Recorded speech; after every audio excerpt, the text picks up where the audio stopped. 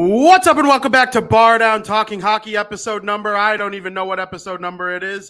My name is Vinnie Paries, and I am so excited to wish everybody a happy football eve. And this right here, this is Frankie Muller, and he's set to continue giving you those takes that he ended last season with. Frank, how we doing? I'm doing great. I'm debuting a hat for the first time on this show. I've worn it before, but I've never worn it on the show because I thought this was the perfect week to debut it. You might want to, I was going to say, with the way the hat is designed with the light right above you, it kind of just makes it look like a bright yellow hat when it's on your head. But that, my friend, is an outstanding looking hat. The Bears. So I'm excited. Perfect show to debut it on. Perfect show to debut it on, man. We have a loaded show for those of you watching. We're going to talk some hockey. Of course, there's some big news going on around the NHL. Hockey is just so close to being back.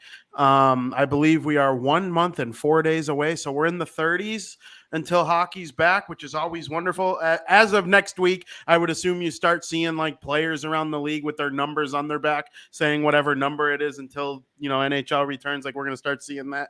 That's probably going to start within the next week or so. So that's just great news. And then, of course, in the third period today, for all you football fans, we are going to celebrate Merry Football Eve with each and every one of you. We got picks. We got hot takes, and we got predictions for you, MVP, all of it. And we're going to kick it off in period number 1. What's up and welcome back to period number 1 of Bardown Talking Hockey. Frank, this is just the show, I think. This is the show. I agree. I don't know what you mean by that, but I agree. I mean that this is just one of those types of shows like there are some that blend in with each other, just the weekly routine, whatnot, hockey, football, you're in the dog days, baseball. There are a couple shows that are outliers. Mm-hmm. And for me, this is one of them. We were give our predictions and all that. And we're going to mix in a little hockey too. Frank, I saw yesterday, I go on the twitter.com and I see that a bunch of rookies / early in their career players are at a rookie showcase held by the Upper Deck Trading Card Company. And they're taking pictures for their rookie cards, and they're signing autographs to put in these boxes. And I know you're into the whole trading card game. Yeah. To me, the big premise of it is that hockey players in uniform, notable names. I posted a picture on my Twitter of Juraj Slafkovsky with Owen Power, the last two picks in the last 2 number 1 overall picks in the NHL draft, hanging out together on this, skating around a little bit, getting their photos taken. Does seeing this be back in action excite you for our great sport of hockey? Yeah, especially because there'll be hockey played this month, preseason hockey. Yes, there will be. The more pictures, the more content that comes out, the more excited I am. Absolutely. And I kind of wanted to focus in a little bit on rookies during the first period. For those who don't know, the first and second period are probably going to be a little shorter than average. And then we're really going to punch you in the face in the third period. There's no doubt about that. But what rookies in the National Hockey League are you kind of most excited to watch next season? And by rookie, I don't mean like hasn't played a game yet. I'm someone who will be considered a rookie. So, for example, Owen Power played 9 games last year. I believe Kent Johnson played 8. Those are rookies. You're allowed to include those guys. And I know those guys are near the top of almost everyone's list if they're not at the top. But who comes to mind for you? I actually got a lot. Me too. Me too. So I'm just going to go through them. I won't give the longest explanation on each of them just because I can't for some of them. But the first one, I'm excited to see Shane Wright in a Kraken uniform. I mean, this guy fell from 1st to 4th. And I want to see how dumb the Canadians look if he really just starts to snap and just go off. Because I had such high hopes for Shane Wright. And then watching the draft, I had this huge shock when he didn't go 1, he didn't go 2, he didn't go 3. So I'm just really excited to see what he brings to the National Hockey League, and if the hype around him was a little bit overrated, and that's why he fell to 4th, or if he's just going to prove everybody wrong and make the Canadians look stupid.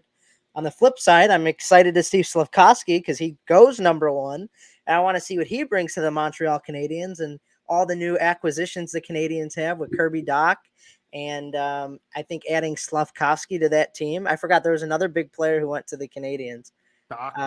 Who? Doc? No, besides that, wasn't there somebody else who signed? Or there is. I'll think of it. Continue But on. yeah, I'm Slavkovsky with Doc and whoever that other guy I'm thinking of. Is it Toffoli? No, Toffoli's there, right? He was always there. Oh, Monahan. Monahan, yes, Monahan. So I think Slavkovsky's gonna mesh in well there and seeing if he could live up to that first overall pick hype. Somebody else I'm excited for, obviously, you mentioned him, Owen Powers. He's been extremely hyped. That's all I hear about when I hear the talk about the Sabres is Owen Power. We'll see what he brings to the Sabres, this up-and-coming team that's starting to rebuild, and maybe they'll be on the upside this year. And I think Owen Power will definitely add to that. Another guy, Matty Beniers, for Seattle. He played 10 games last year. He had 9 points in those 10 games. That's huge when you only had a small sample size playing in the National Hockey League. And now getting to play with Shane Wright, like I said, I think that'll be really interesting to see him develop on the Kraken as well. I think the Kraken are coming. I don't think it's going to be this year, but maybe within the next decade. The Kraken can be one of those teams that really contend. And sometimes it takes franchises a lot longer than that. But yeah, another guy, I'll just keep going down the list. Vin, you'll know this man very well, Alexander Holtz. He shined, in my opinion, with the Devils, what I saw last season. I loved what I saw from him. The Devils are definitely that up-and-coming team. Like I said, we got to see what he brought to the table last year a little bit. And I personally think the Devils are going to be a potential playoff team or bubble team. I think he's going to absolutely help them get to that point this year. So I think it'll be really cool to see Alexander Holtz. And then one more guy I got going on. I don't know if you were going to name this man. Actually, I had two guys. Mason McTavish for the Ducks, playing behind Zegras and Strome. I think he'll be really fun to watch. But this is like I don't know if he's going to play this year, rookie type of guy, but I think he might. Jack Quinn for the Sabres. He had an amazing year in AHL for Rochester. He had 65 points in 45 games. He was named Rookie of the Year. And I don't know. I wouldn't be shocked if he came into the league and won the Calder, in all honesty. So that's who I got for you. I love your list, and I'll comment on a couple of them. I saw Owen Power and Beniers play against the Devils. I want to say it was each of their second game, and they both scored their first NHL goals against the New Jersey Devils. So I know what those guys are all about. They are unreal. I'm so happy you mentioned Holtz. I have him written down. I figured you would mention Slavkovsky and write and give a good synopsis on them, so I didn't even write them down. Of course, we're excited about those guys. I'll throw an honorable mention to Logan Cooley, who went third overall to the Arizona Coyotes. I'm not sure he's going to play this season. I'm not even 1,000,000% positive that any of the guys in the top 5 in the 2022 NHL draft are going to play. I kind of think Slavkovsky will, and I kind of think Wright will. Simone Nemec is someone I was going to name fourth or second overall by the New Jersey Devils. I think there's a chance he plays as well out of camp. I do think Holtz is going to make the Devils out of camp. We'll see. If he doesn't, then I'm going to be kind of worried, to be honest with you. Jack Quinn. My, oh my. So, let me tell you a little story. There's going to be something that you learn over the next couple years as a Blackhawks fan, because you haven't experienced this yet. Whenever your team is picking in the top 5, but not number 1, you start to get attached to all the players they might take. So, like in 2019, I didn't care about Doc or Kako or Caulfield or, I cared about them because I love hockey, but I knew none of them were going to the Devils. I knew it was going to be Hughes, right? Mm-hmm. In 15 or in 17, I wasn't sure who the Devils were going to take at 1. Hischier, Patrick. I know Makar was in the mix. So was Heiskanen. I got attached to all 4 of them. So when they went to other teams, I still root for them. The same thing happened in 2020, the Devils had the 7th overall pick when they took Holtz, but I got attached to Jack Quinn and Marco Rossi. Jack and what's his name from Nashville ended up drafting him. I'll think of it. He played with Holtz in Sweden, I mean. But Alexander Holtz played on a line with a kid named Marco Rossi, and I believed the Devils were going to take one of Rossi or Holtz at 8. They ended up and Quinn was supposed to go after Rossi. Rossi was supposed to be the playmaker on the line and Quinn was the finisher, so people valued Rossi more. Quinn ended up going ahead of Rossi to Buffalo, and Rossi fell to the Minnesota Wild, and I believe he is my Calder Trophy favorite going into this season. That's the guy I got, but I love the Quinn pick too because I'm obsessed with Jack Quinn. I thought there was a chance the Devils took him. Like I said, it was either going to be Holtz or Rossi, but there were people out there being like Jack Quinn. Mm-hmm. And they were incredible together. And I'm very excited that you named him. I think he will make the Buffalo Sabres out of camp. He was too good with Rochester last year. Good. There's not much he's learning in the AHL anymore. It's time to throw him in the fire. Put him with Tage Thompson. Put him with, whoever it is you're going to put him with. And you got Owen Power and Rasmus Dahlin on the back end. I don't think Buffalo is going to make the playoffs this year, but I believe when they are complete, they will be a mighty team in the Atlantic Division, and it will make the Atlantic Division the best in the National Hockey League. Because then, who's the worst team in the division? The Bruins?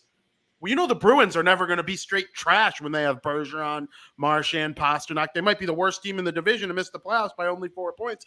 I'm thinking that about this Buffalo Sabres team in the Atlantic Division.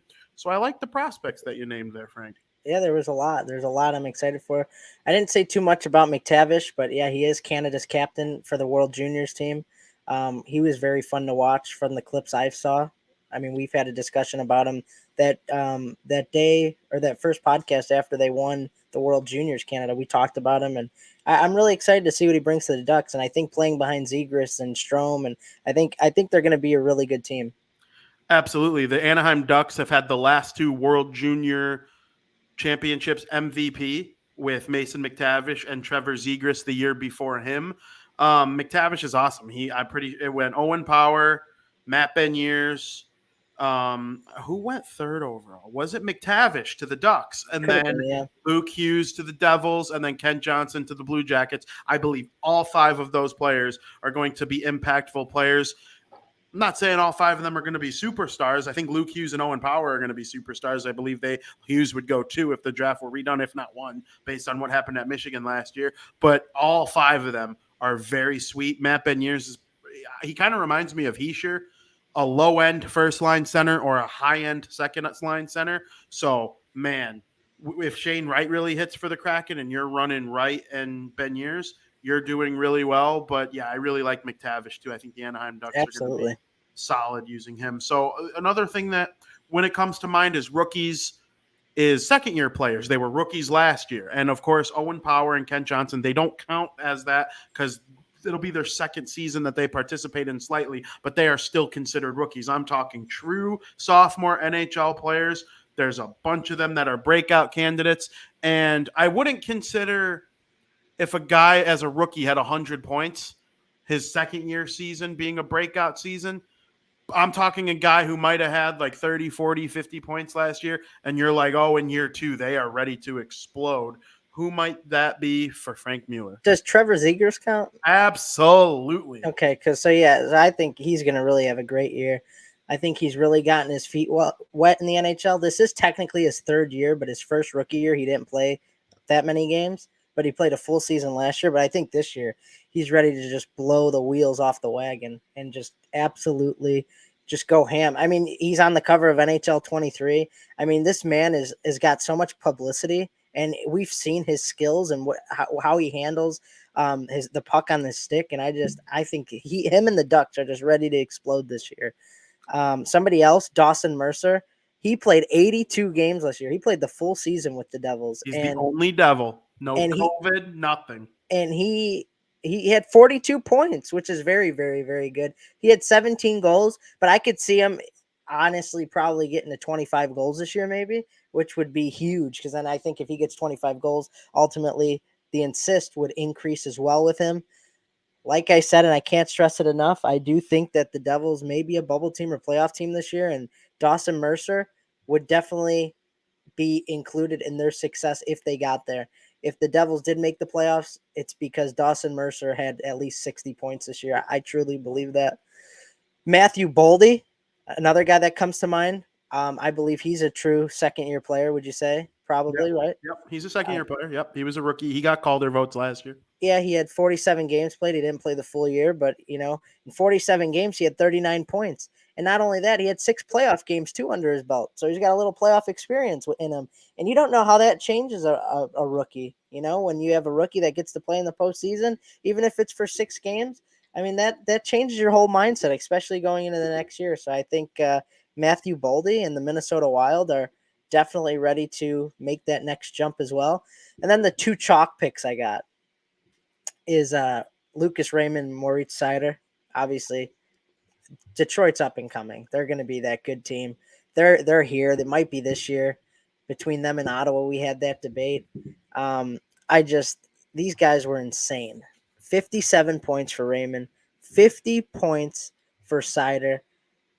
And I think Detroit's going to be better this year. And I don't know how they don't become better with Detroit being better. But yeah, I'm very excited. There's a lot of second-year players that are going to have breakout years, I think. It's a new generation, a new era. I want to show the people at home something on my list. Second-year players that I had listed, top 2, Mercer, Zegras. You nailed it right on the head for me. I believe Dawson Mercer will probably play wing for some of this season. If he ends up being a center and they run Hischier, Hughes, Mercer, that's good. But I think with the way the Devils are set up this year, I think they can use Mercer on the wing, try to score lots of goals. And, yeah, he's definitely a breakout candidate for sure. Of course, Zegras. The entire group of Anaheim Ducks players that are entering their second year. Freaking Zegras. McTavish will be a rookie if he plays. But Jamie Drysdale, the defenseman. Mm-hmm. Of course, I think the world of him as well. And I know those are the 2 that I was going to name, Mercer and Zegras, and you did a great job describing them. I also wanted to give a couple mentions to a couple third-year players that I think have a chance to be really good, and even fourth-year players. I mean, we're talking guys who were 2019 draft or more recent. I mean, what is Jack Hughes going to do this season if we're thinking young stars? Tim Stützle, who we'll get to in a little bit. He's amazing. Can Alexis Lafreniere finally catch lightning in a bottle? What's going to happen with Kirby Dach on the Montreal Canadiens? Capo Caco on the New York Rangers? Cole Caulfield in his first year under Martin St. Louis as the head coach. He exploded once they fired their coach and brought in St. Louis. So the young players in the NHL are doing outstanding. And I think the league's in a good place. Frank, you play fantasy hockey. I had one of my 2 leagues renewed today. I believe I will be renewing our league probably either after the weekend or during the weekend. Are there any rookies that you're eyeballing in fantasy hockey this year that, like, you named a bunch, but you don't want a team full of rookies? Is there one guy who you're thinking, like, I have to get that guy? One guy. Well, obviously no goalies. I'm not focused on any rookie goalies because at the start of the season, there's really going to be no rookie goalies playing. No, the only rookie goalie that I think can make an impact will be in a backup role on a team with an already elite goalie. That's Yaroslav Askarov, Nashville Predators. They're going to have an elite goalie. If I could choose one rookie fantasy player that I would consider having on my team, it's not going to be Shane Wright, even though I would take him on my team, but he wouldn't be my first pick, obviously. I'm not going to take somebody on the Kraken as a rookie, even though he could have a great year. I'm not going to take Slafkovsky. But the one guy I'm eyeing, just because of the depth on their team, is Mason McTavish. Because I think the Ducks they're going to have a really good year. And I love the fact that he gets to be on a team with Zegras and just have this young core around him. I think he's going to really excel this year. So that's who I would choose. Absolutely. For me, center's the deepest position in fantasy hockey. So if I can, like, get my bench center late in the draft and focus on the wings early because of the lack of depth at wing, like, for example, like, take Patrick Kane, Brad Marchand, or David Pastrnak in the first round, or Nikita Kucherov over, like, a Sidney Crosby or I don't want to say Austin Matthews or Connor McDavid, but maybe instead of McKinnon or Draisaitl can play flex wing, so he would be my number 1 pick if I had the number 1 pick in next year's draft. I'm being dead serious. But instead of some centers, Stamkos, Tavares, like, maybe take the wingers because of the depth. Well, Marco Rossi's a center that you might be able to take in the last round, and I believe he will be amongst the top 6 on the Wild, and he'll have good wingers. Obviously, Boldy's there, Mats Zuccarello, maybe even plays in like a third line role with someone like Ryan Hartman, who had 30 goals last season. I mean, this Minnesota Wild team needs cheap guys to step up because of the Paries Suter cap hit for the year. And I do believe that can help get them back to being an elite team, even though they're a cap-strapped team this year. And then if that's the case next year, when the money frees up and you could go buy another free agent or two, then you really could be talking Stanley Cup contender. So Marco Rossi, that's the guy I'm looking at late in fantasy drafts for fantasy hockey in terms of rookies. I had him written down too for fantasy. Yeah, there are some guys who oh, yeah, I'm excited to see if they put up 35, 40 points. That'll be awesome, thinking about guys who were drafted in this past season. Plus, the Wild are a good team. I don't want to take a rookie on a bad team. You know what I mean? And I tend to stray for fantasy. Yes. I tend to stray away from 18-year-olds in fantasy. They very rarely ever have more than 50 points. I don't care how talented they are. We know how talented Jack Hughes is. He's incredible. He could be a top 10 player for all we freaking know right now. But when he was 18, he had 30 points. McDavid, he got hurt. McDavid's a freak, and so is Austin Matthews. You can't use them as, bait. Like Shane Wright, 18, going to play. He's not going to have more than 45 points. I just wouldn't take him in fantasy. Marco Rossi's 21 years old. Couple more years of development over the 18-year-olds. He didn't just jump right into the league. These are the types of guys you target in fantasy hockey in terms of rookies, in my opinion. Obviously, Bedard might be a different story next year. I'll see how he plays this year, and I'll see how he plays in all the World Juniors and all that this upcoming year to decide if I would take him in fantasy hockey early next year, because I do think he's going to be highly projected. And, we'll talk about Bedard later. I got a lot of Bedard watching to do between now and the 2023 fantasy hockey draft. But, Frank, that's a nice little rookie first period. Absolutely. And we're going to talk about a lot more fun stuff with some hockey stuff included in period number 2. Welcome to period 2. You know what I just kind of realized, Frank? Between you, Joey, and Aldo throwing up that graphic, switching periods for the last year or so since I've been doing this show, I don't think I've ever looked at the number until just right now. I looked and saw that it said second period. You could have written 69th period, and I would have never in a million years known.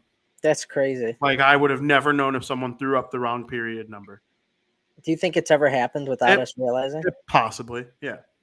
Yeah, I don't know. It's possible. It's certainly possible. Now I'm looking, so don't try me. So yeah, fun hockey included. Frank, let's start with Keith Kincaid's helmet. He is probably going to be like the 69th string for the Boston Bruins goaltender. Oh, nice. But he's going to have their number one coolest helmet because he put out a helmet that is designed after Happy Gilmore, who of course was a Boston Bruins fan. Frank, what do you think? I think that I can't believe, first of all, that this hasn't been done before. For the Bruins, yeah. Yeah, because I think this is a perfect opportunity for something like this. Obviously, for those who haven't seen Happy Gilmore, he wears a Bruins jersey. He's a bust hockey player, whatever. I don't want to say too much, but if you haven't seen Happy Gilmore, well then. Yeah. It's the movie. You don't have to worry about spoiling a movie that came out. It's been 30 years, right? So, but no, I think it's a perfect opportunity. I saw a picture of the helmet or a little graphic. I didn't see the helmet itself, but I kind of saw it was weird. It was like a graphic of what's going to go on there. I don't know if he released this full helmet. I believe it did come out. I'll look for it. But I couldn't find a picture of the actual helmet, but I did see a graphic of what it's going to look like. It's going to take up. It's not even like a little pay homage to the movie. It's going to take up half of his helmet, and I think that this is a long time coming. I thought this would have happened years ago, to be honest with you. But yeah, it's a very, very cool helmet, and I cannot wait to see it on the ice if we ever get to see it. For those watching the program, can see me showing the Happy Gilmore helmet of Keith. Yeah, see, I just saw that part, but it takes up half his helmet. So yeah, and you think about the goalies that have been prominent in Boston Bruins history. Okay, one was Tuukka Rask, who's from Finland and probably never saw Happy Gilmore till he got to the United States in his 20s. And then Tim Thomas before him is just a grumpy old man. I guess it is a little surprising, though, that even a third stringer never thought to do it. But, hey, Happy Gilmore is a big Boston Bruins fan. I could hear him right now saying, my favorite hockey player growing up is Terry O'Reilly. And then they go to freaking Terry O'Reilly highlights, and it's just Terry beating the shit out of people. And then, obviously he played on those teams. I believe he played on those teams with like Derek Sanderson and Bobby Orr. So, yeah, the Boston Bruins, Keith Kincaid. Do you know Joey hates Keith Kincaid?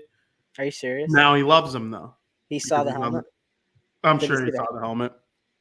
I haven't talked to him about it, but I did talk to him about Keith Kincaid because one time Keith Kincaid pissed Joey off playing because Joey was a big Corey Schneider fan because he went to Boston College. And even with Vancouver, he's like, Corey Schneider. Then Corey Schneider gets traded to the Devils, and he was elite for like 3 years, right? 920 save percentage. Poor record because the Devils played poorly in front of him, but he was like a Vezina candidate with a bad record. And all of a sudden, the one year that Taylor Hall wins MVP, Keith Kincaid steals the net, like sub 3 goals against, like sub 2.5 goals against, high 920s save percentage, takes the net back, gets the Devils into the playoffs. That makes Joey hate him. And when we go see the Devils play the Blackhawks at the United Center, Joey gives a high five to every single New Jersey Devils player except for Keith Kincaid. He pulled it out when Kincaid was walking past and then put it back for the guy behind him walking. And now 3.5, 4 years later, Taylor Hall's on his favorite team and Keith Kincaid is as well. Yeah, he's a Keith Kincaid fan. Next up, he's going to get a jersey. He tried because Keith Kincaid is like kind of hilariously known for blocking people on Twitter. And his Twitter name is Blockade, combining the word block with Cade. But I think it's because of like blocking a puck. But like he also likes to block people on Twitter like their pucks. And Joey tried. He went out of his way to try and get Keith Kincaid to block him, and he never did. That's interesting. I think I heard that. I was actually going to ask you.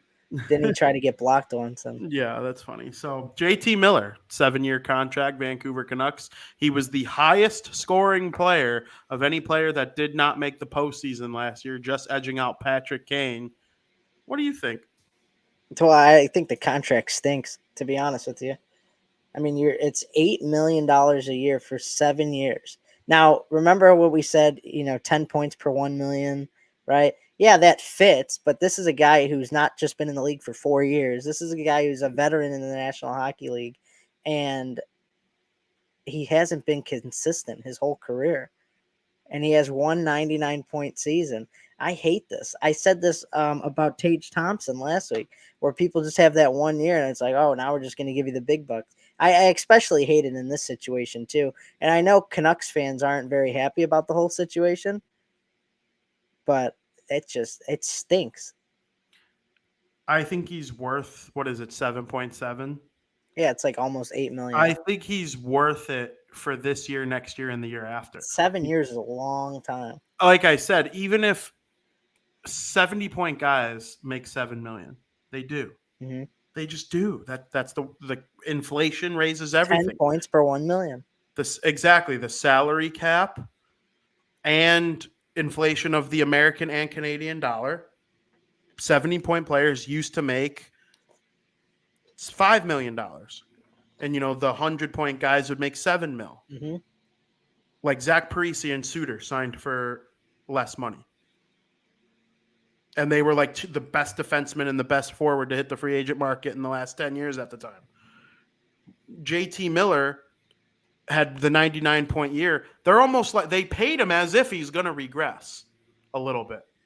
So as long as for 5 of the 7 years, he's at minimum a 65-point man, I don't think they're going to hate the contract. The reason I'm not the biggest fan of it, and I'm a big JT Miller fan. I tweeted that he deserves it. He's been in the league a long time. He's been productive. Obviously, last year was extra productive, but he was extra productive on that team with those players. Like, he could do it again.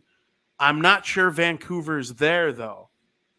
Like, I think they're better off going younger and trading JT Miller for assets that can help grow with Peterson and Besser. And now they might lose Bo Horvat, who's their captain, but his contract's going to be up, and he's going to be looking to get paid, and he's younger, probably not as offensively skilled as a JT Miller, but he's up there in leadership and all that.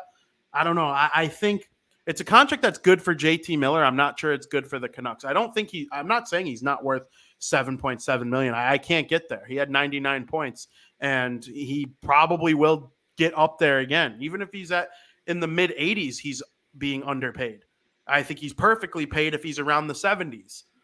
But the term scares me a little bit. They've gotten themselves into trouble with contracts before, Oliver Ekman-Larsson, Louis Eriksson, stuff like that. But, I mean, hey, congrats to JT Miller. He got paid and he's rich forever. Yeah, I'm not a fan of the contract. I'm trying to see how many years he's been in the league. Yeah, he had some really good years with the Tampa Bay Lightning and the New York Rangers. There's no doubt about it. Here, hold on. He's played. I got you too. He's been in the league for 10 years. Yeah. And with Tampa, his best season was 47 points in 75 games. Mm-hmm. He had 13 goals. He did probably play on their fourth line. Okay, his best year in Vancouver was 70, or before 99 was 72 points a few years ago. Yeah, I wonder what went wrong last year where he had 46 points in 53 games, which isn't terrible. You know, that's not terrible, but I don't 70-point pace. I don't like the contract. Just the consistency. This isn't a man who's been around for 4 or 5 years, like I said. He's been around a whole decade. And now you decide to pay him that much. Yeah. It's a little sus. I thought he was a little older, if I'm being honest with you. So did I, but still. He's 29, so he'll be 35 when the contract ends. I don't see him getting 70 points when he's 35. No. Even 33. No. But if he gets 99 or around anything above 80 this year, next year, and the year after, they're not going to be mad because then they'll just trade him and retain salary. I mean, that's how you do it these days, it seems like. I can't wait to see all these contracts. There's a lot of contracts I hate this season. I can't wait to dissect them halfway through the season and be like, yeah, see, it's just not working out. And I'm just really interested because I really think this contract sucks. Vancouver's not there yet. They're not going to win the cup. They might not even make the postseason. I think you'll say that about JT Miller's contract a year or two from now, not this year. Yeah, I don't see how Vancouver doesn't score a lot of goals this season. They suck defensively, and I think that Demko's a very good goalie. But they suck defensively, and they're flawed with their forward depth. But Peterson, Miller, Besser, Horvat, and then Quinn Hughes on the back end offensively, that's a solid group. I mean, there's no doubt that that's a solid group, and I'm sure Peterson and Hughes are a big reason why he had that point increase since going to Vancouver, and he gets top line minutes there too. But I mean, yeah, I don't know. That's an interesting one for sure. I don't see him breaking 90 points this year. Yeah, that's tough. I think I agree with you on that. Kirby Dach also signed an extension with the Montreal Canadiens. He was signed by them today after being traded to them at the 2022 NHL draft for a first-round pick plus. Frank, it's like $3.4 million or something crazy like that. Like, it's not a lot of money by any means in the hockey world. Sign me up for 3 sheets a year, but it's also kind of like a, hey, we believe in you contract because you don't give any old player $3 million. Capo Caco didn't get $3 million. He went a pick ahead of him. Jack Hughes got $8 million. We know why. But like players of Kirby Dach's ilk sometimes get like a 1-year, $2 million deal. Like, hey, prove it, buddy. They gave him 4 years at 3.5. They believe in him. What's your take? Yeah, I mean, he's got a new opportunity in Montreal. He wasn't there with the Blackhawks. He was kind of a bust with the Blackhawks, but now you're going to a new team where you have more of an opportunity to kind of progress your game. I think it's kind of a perfect contract for him, $3 million, whatever, for 4 years. Like I said, you might have a chance to play with Slafkovsky and Monahan, which you will, and I think it's a great opportunity to potentially develop his game and maybe not make him seem as much as a bust as he was on the Hawks. You're using the B word on him? Yeah, I think he's a bust. I'm hard on Dach, but I'm not using the B word. I think he's got a bust. First-round pick for him. I think he's a bust. He can't call him a bust. If you're over half a point per game, you're a contributor in the NHL. Yeah, but he wasn't meant to be a contributor. He was meant to be like more than that. And I think that's a common mistake amongst NHL teams, even like the pros making decisions that think if you're just a contributor in the NHL, you're not guaranteed a contributor in the NHL. Kirby Dach is the best player that Stan Bowman drafted. Boom. Yeah. You'd rather him than Henry Jokiharju. Yeah. You'd rather him than Adam Boquist. I love Dach. Maybe he's a bust if you look at it like, oh, I thought we'd get a superstar at 3rd overall. I did. And you could have had Zegras. You could have had Cole. Okay, fine. In that sense, he's a bust. But he is a solid NHL contributor, and I hope he reaches his ceiling with Montreal. I didn't love him playing on the 3rd line in Chicago. I do think this is a little bit of as much as I'm hyping him up right now. I still can't believe he got 3.5 for 4. It's like a mind-boggling type of situation for him.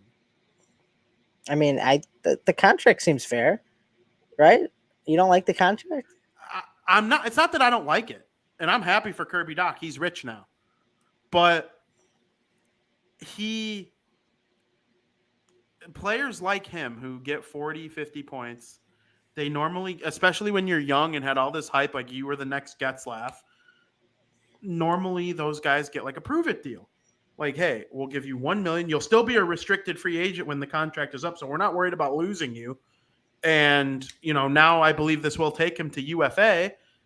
And, we'll see what happens. To me, it tells me Montreal believes in him. I wrote this for DeWindy City this morning. It tells me that Montreal believes in him because you don't just give 3.5 to just any old player. Yeah. And I'm happy for Dach. Now, somebody on this opposite side of him, the 3rd overall pick a year later, we got 2 3rd overall picks. I didn't even think of that. That probably could have been a line in an article. 2 straight 3rd overall picks got hella money today. The other was Tim Stützle of the Ottawa Senators getting 8 sheets for the next 8 years. Frank, he got the Jack Hughes deal. Hey, You showed a lot of talent in your first 3 years in the NHL. We know that 100 points multiple times is capable from you. And we gave you 8, which is an overpayment before we have to give you 10. I like this contract. Me too. This is a contract that I'm a fan of. The Ottawa Senators, man, we're going to see a huge turnaround from last year with their acquisitions. And Stützle, he's just going to fit right in like a glove, like the perfect puzzle piece. Help the Ottawa Senators succeed. And you got him locked up for 8 years. So when it turns out that he does become that 100-point scorer, then you're sitting pretty. And the Ottawa Senators are finally going to become contenders. And you're going to do it well, comfortably into the salary cap. There is risk with this contract. If Stützle never takes that next step, it's a bad contract. You're giving a 40-point player 8 sheets for 8 years. It has a lot of risk, and the Devils did it with Jack and Nico. They gave Nico 7, Jack 8. It's the same thing. Jack's proven it. Nico's proven it almost pretty much. Stützle has to be a sick point producer. Hockey DB tweeted the other day, like a question for people to respond to. Who's the most improved team in the NHL? Who's the most, which team took the most hits? My answer for most improved was Ottawa. You added Giroux. You added a goalie. There's someone else big they add. Oh, Alex DeBrincat. Mm-hmm. I mean, that team with Giroux, DeBrincat, Stützle, Norris, Shabbat, Brady Tkachuk. I mean, that is an outstanding team. Oh, and they have the defenseman, Jake Sanderson. It was between him and Drysdale in the draft that year, 2020, the one with Rossi and Holtz I was telling you about. I figured the Devils weren't taking a defenseman that year. And, okay, you take Sanderson. He's more like a shutdown two-way kind of guy. Or you take Drysdale, who can run a power play 1 right away. And Ottawa ended up with Sanderson. And, man, that Ottawa Senators team is going to be so good, and I'm very happy for Stützle. I hope he lives up to it. There will be a lot of scrutiny if he doesn't play like an $8 million player. But Ottawa can look really smart for giving him an 8. Imagine 4 years from now. Okay, picture this: 4 years from now, we're 4 years into that contract. Stützle's what, 26? Mm-hmm. We're in December. He's on pace for his third straight 110-point season. Ottawa's in the playoffs every year. Made a deep run last year. Came up just short. Tampa beat him or something. Ottawa has Stützle for another 4 years on top of this at $8 million. We talk on this podcast how much of a steal it is that they have him for $8 million for 4 more years, and he'll get another contract worth that much money, if not more, when he turns 28. And that's not how it used to be in the NHL. Times have changed. Probably, I think Connor McDavid and Leon Draisaitl kind of reset this whole thing. Guys started getting paid for what we think they can do, like opposed to like a Taves and Kane, who each took like $5 million, $6 million, and then they got paid after doing what they did, and then their contracts kind of aged poorly. Like Kane's didn't really age poorly, but it did hurt the team, and so did Taves. That's not going to happen with Stützle or Hughes or Hischier. Those guys will sign less money contracts when they're 28 because they already got paid earlier in their careers. And like, look what the Tavares contract is kind of doing to the Maple Leafs. He's still an elite player, but how's that going to look in 2 years from now when they need to pay Matthews again? Like, it's an interesting time. People said Draisaitl. I think Draisaitl kind of got people to stop crapping on these kinds of contracts because the Oilers gave him 8 sheets after like a 55, 60 point season. And we're like, dude, why did the Oilers give Leon Draisaitl that much money? Well, now he's on the best contract in the NHL. Right. You know, he makes $8.5 million to be the only 50-50 guy in the league. And oh man, it's incredible. And Stützle's German, just like Draisaitl. I'm pretty sure they skate in the summer and they'll play for the German national team whenever COVID allows that to come back again. I'm sure COVID has nothing to do with it anymore, but it did back in February. And yeah, that's it on my Stützle rant. I'm very happy for him. That's that. Yeah, and I think the risk is a little kind of a lesser risk because of all the acquisitions they have with DeBrincat and Giroux. And I mean, Talbot won't really help them in terms of points, but it helps the team out. But yeah, I think that they also, if Ottawa didn't make those big moves, then maybe this contract doesn't happen. Yeah, that's fair. I mean, Stützle, I'm not going to say he's a pass first kind of guy because he can definitely score lots of goals. But I do think him and DeBrincat kind of can feed off of each other and make each other better playmakers and snipers. And so I'm very excited to see how that power play is ran with Shabbat. Shabbat at the top, running the quarterback. And then you can use Giroux on the half wall. He's been so great at it for all those years. Stützle is probably the net front presence. I think he's very good there. And then you have DeBrincat opposite of Giroux. And then you could throw Brady Tkachuk down low, be annoying, piss people off. And you have other options elsewhere too. So that's how I would run the power play if I were there. It would probably be more of an umbrella with 2 in the middle, Stützle and Tkachuk, kind of just being big old meanies down there. But yeah, I'm excited about it. Me too. Frank, this week, Eric Johnson took the Stanley Cup on a slip and slide.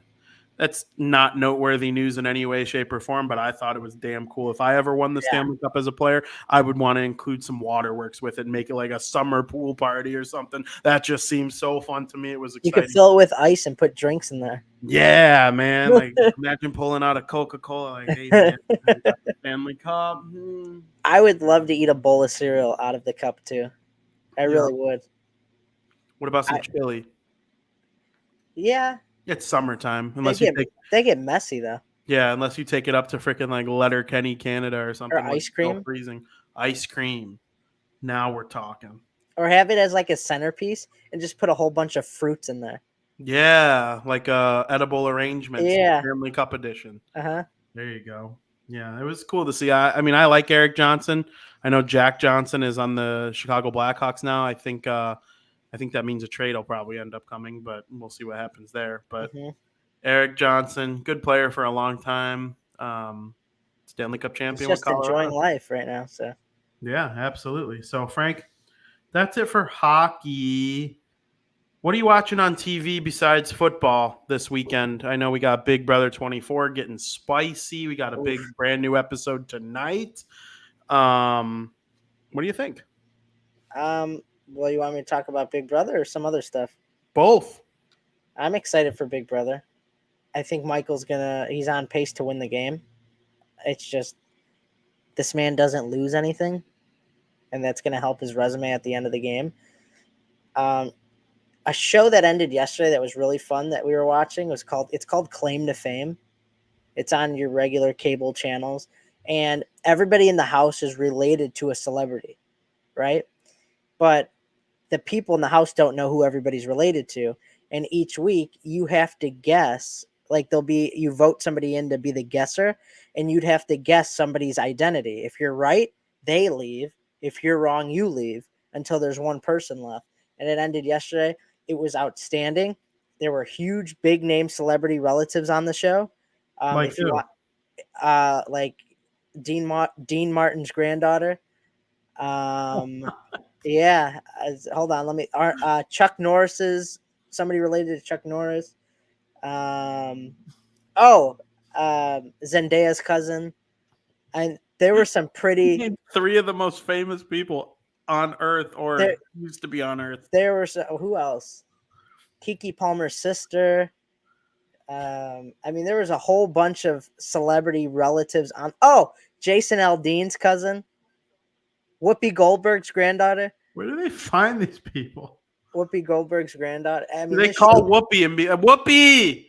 How you doing? We want your granddaughter. That show was so fun to watch. It was so interesting.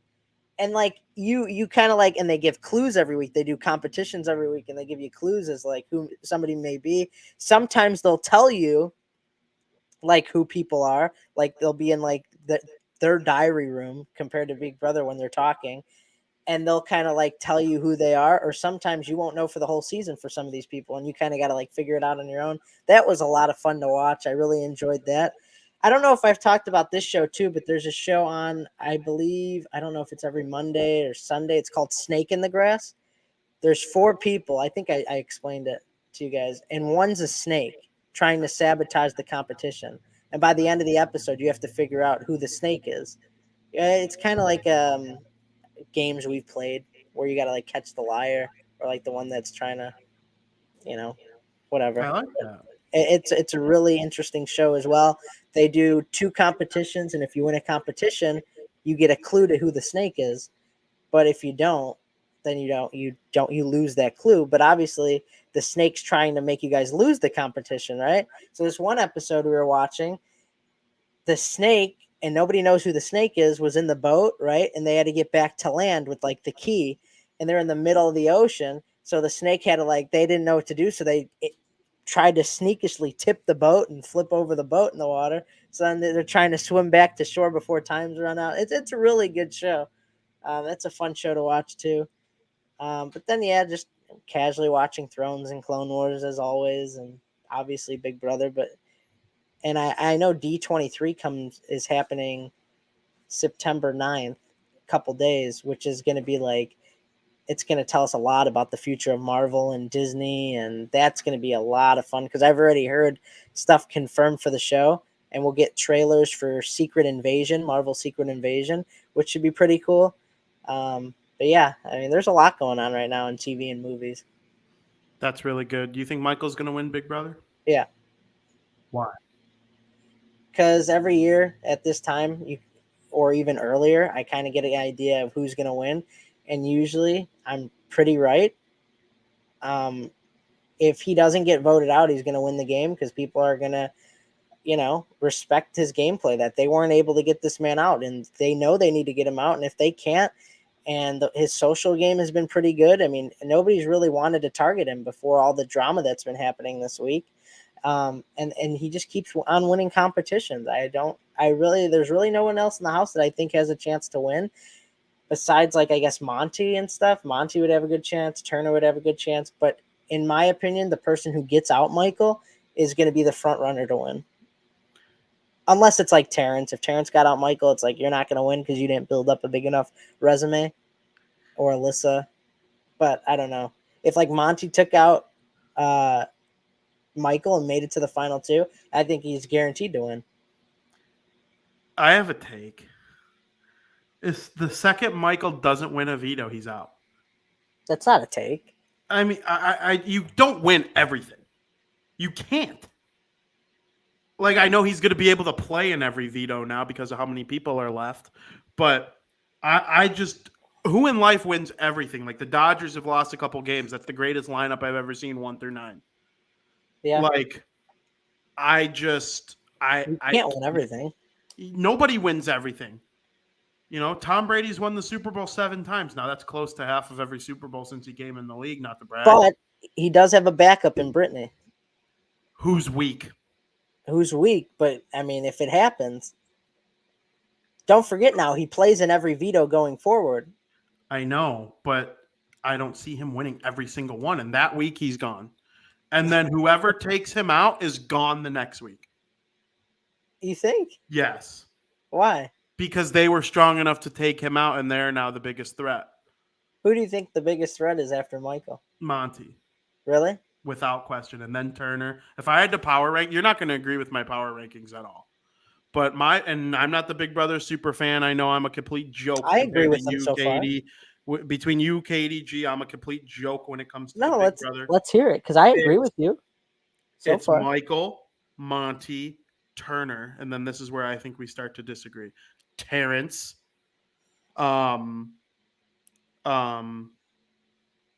Taylor, Alyssa, Brittany. That's my power ranking. I agree with everything except I think Alyssa's the weakest of everybody. Over Brittany? Yeah.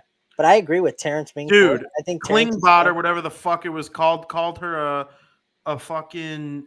He made fun of her for being like the weakest player. Alyssa. Yeah. Yeah, that's why I think she's last. Yes, I know that. Okay, so I misunderstood what you said. The reason I think Brittany's last though is because the reason she has anything is because of Michael. So you think if Michael was cut loose, she's like a dead in the water? Yes. Yes, but I think maybe I will bump Alyssa to last because I do think there's one path for Brittany to win. I think there's a path for every single player to win except Alyssa. Yeah, I don't think she could win against anybody. If she made it to the end with Brittany would feed off the stuff she did with Michael, and people would respect it for her social game. And Alyssa's done nothing. Nothing. Yes. And outside of peaking at the live event, maybe like for a minute or two this week, last week we grinded them. Like I knew everything ahead of time and basically watched the episode to see how they portrayed the story. Haven't touched the live feeds really this week. The only thing I know from that, and this isn't really much of a spoiler, you probably could figure this out on your own. Alyssa's playing for second because you get $50K. Mm-hmm. And if you get to second and you know they're going to vote the other person to win, like who cares if you believe that's your ceiling? I kind of respect that in a way, but at the same time, that you're right. She's the only one who doesn't have a path to winning the $750,000. Yeah. And if I was in the house, she'd be the person I want to take to final two. Yes. Because I know I'd win. Yes. And Brittany talks like she's going to turn on Michael. And I just don't think she has the balls to do it. I don't either. And I do think Michael has the balls to turn on Brittany for Alyssa. Mm-hmm. I do. I mean, either honestly, way, regardless, I think no matter who he chose that went to the finals, he would win. So if he ended up choosing Brittany, just being nice, like, hey, I'll give you $50,000, I'll bring you to the end for $50,000. That's the only reason I don't think he would turn on her. But I could, if he had to, he would. He definitely has the balls to do it. But I just don't know if it's going to happen. I agree. Do you think there will be people in the jury? You're the Big Brother super fan who can answer this from experience. Do you think there are people who will respect Michael in the jury for taking his final two to the final two? Like, is that something good for your resume? Yeah. I would say if I were a juror, I would have like if he cut her just to have Alyssa be a easier final two opponent, that would dock a point for me. No, people would give him respect. They would give him credit. I've seen it before. What, for keeping his final two? No, for getting rid of his final two. He would get points for that. Oh. I think. I've seen it in the past where like somebody did that where they cut off their final two there were three of them. They cut off their final two so they could get to final two and win with the other person. And people respect that. And actually, come the final episode, jury asks questions. Like they'll ask questions to each jury member will get one question they get to ask to each of the people, right? And explain like why they deserve to win or whatever their question may be. And I think one season somebody asked them like, or like told them like, why wouldn't you cut your final two? I would have had more respect for you if you did, or stuff like that. But it all depends on the jury if they're bitter or not. Usually from past experience, you don't have a ton of bitter jury members. Like if somebody like voted you out, you're like, oh, I'm not going to vote for them because they voted me out. Usually they'd be like, no, it was a smart game move. And I mean, you have all this time to like kind of think everything over sitting in the jury house, and you're not as mad that they voted you out because you've had weeks to kind of sit on it.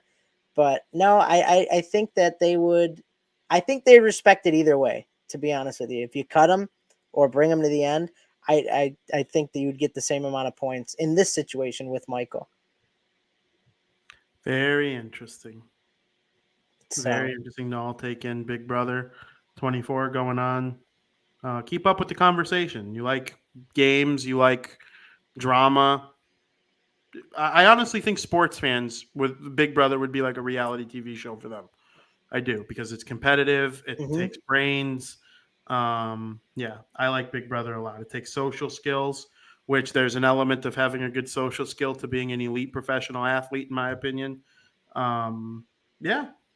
which if you like Big Brother, then you should watch Survivor ultimately, because that's basically Big Brother but outdoors. It's the same exact thing. Yeah. It really is. It's Big Brother but you're outdoors. Yeah, you're like right. You still have individual competitions for safety, and you got to vote out, and there's like hidden immunity idols where you backstab people. And in Survivor, there's a lot more backstabbing than in Big Brother. Like that you're blindsided, like the viewers are blindsided. It's very interesting. And it's only on 1 day a week. So I don't like that. I know you like the 3 days a week. I want 5. I want 7. It's great. I know. That's why I like baseball. Like the reason I don't hate football only being once a week is because you could talk about it for the entire week leading up to the game, like or the weekend. Like, okay, the only days without football are freaking Tuesday and Wednesday. Tomorrow's Thursday night football, Friday night lights, plus more college games. Saturday's all college, Sunday's NFL, Monday's Monday night football. And then Tuesday, Wednesday, break down what you just watched, preview what you're about to see this weekend. Like that, I like the everyday stuff. So, and Big Brother kind of has that element of like every day something crazy's happening. So, yeah, I'm a big fan. This weekend, I'm going to be watching the National Football League, lots of Major League Baseball. The White Sox are in a division race. I loved what I saw from the Cubs prospect that got called up yesterday and pitched 5 shutout innings after Wade Miley started the first 4.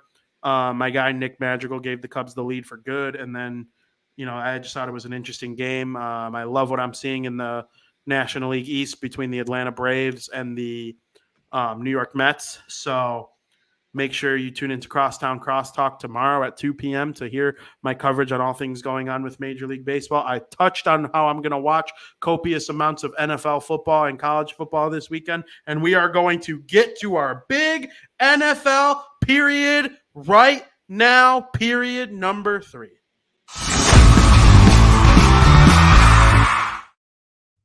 Hold on, hike. We are ready. Football is back. Frank, what's up? What's up? What's up, man? Dun, dun, dun, dun, dun, dun, dun, dun. Bam, bam, bam, bam, bam.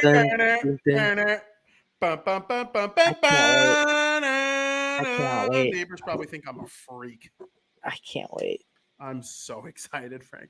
Let's get into the most important thing that has to do with football, in my opinion. Frank, what is your favorite football snack? I want stuff I could snack on. Just like when the Super Bowl comes around, I want a little chip and dip or a slice of pizza, something I could like walk around. I could stand there and watch the football game as I'm munching on my pizza. Wings, great snack. But perhaps, because I said I like snacks for football, those pretzel with the pizza filled pretzels, just any type of snack that we could just have on a table. You're just vibing with your family or friends. It's definitely a snack type of sport, which not all sports are like that. No, I mean, like hockey, I don't want just snacks. Like we could have a meal as I eat and watch some hockey game. And there's intermissions. Yeah. Right? Like when the puck is down, the puck is down. Eyes can't leave screen. Mm-hmm. Baseball's like this for me too. Baseball and football are in the same vein, a snacky sport. Mm-hmm. After the pitch, if ball contact is made, you watch until the play is over. Then you could, grab your snacks again and wait till the next pitch. Same thing with football. There's a couple seconds between each play. I love that about football. Buffalo chicken will always be my number one. Buffalo chicken dip is the football king, in my opinion. It's not the best snack food. It's the best football snack food, in my opinion. When I think of football, I think of buffalo chicken dip. It could be any sort of buffalo chicken dip. My friend Jeremy makes a very good one where he uses like this finely shredded chicken. And I would say the chicken to cream cheese to blue cheese to buffalo drip is pretty evenly proportionate. Like it's about a fourth of each. And then every now and then I make a buffalo chicken dip where it's extra cream cheesy and extra saucy. Ooh. That's just kind of my kind of deal. I like the extra sauce. I'm a saucy guy. I'm a sauce guy. Yeah. So buffalo chicken dip, my number one favorite football snack. You brought up the pretzels with pizza in the middle. I like the ones with the cheese the best, but the pizza ones to me are still elite. They're both S tier snacks. And hopefully Frankie Muller makes a trip to the grocery store and picks up a couple of those, because I know I left some queso and salsa there with some chips ready to eat. I have one more idea of something I might bring.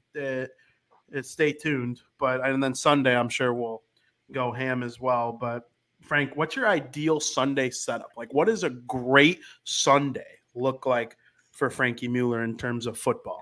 Well, spare me the waking up and brushing your teeth and kissing your girlfriend. In terms of football. Okay. Well, I definitely, one of the first things I do in terms of football, prop my iPad open, go to the fantasy football app, set it next to me, get prepared. There's a lot of preparation going into football Sunday, and that my iPad will be there the whole day for fantasy related purposes, and usually never leaves the screen. If I need to do something, I'll go on my computer to use my phone, but the iPad is always next to me in terms of fantasy, and that is there the whole day. I also like a breeze, a nice cold breeze, like watching the football game, because if it's fall, I like the window open. You know what I mean?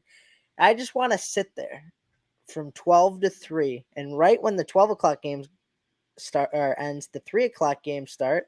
But then from the 3 o'clock games to the night games, you have a little bit of a break, right? You have that little bit of a break. You need to do something. That's when you get your food ready. You get your food ready for the night.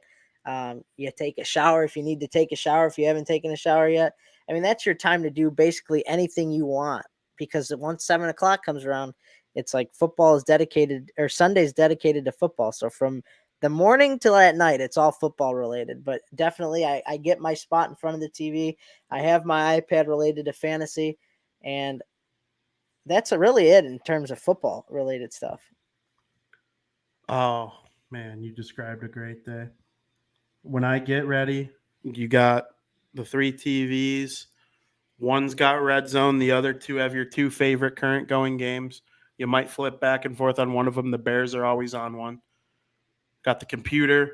If I need more Red Zone or more of another game, put that on, or use it for fantasy or writing on the Bears, work-related stuff.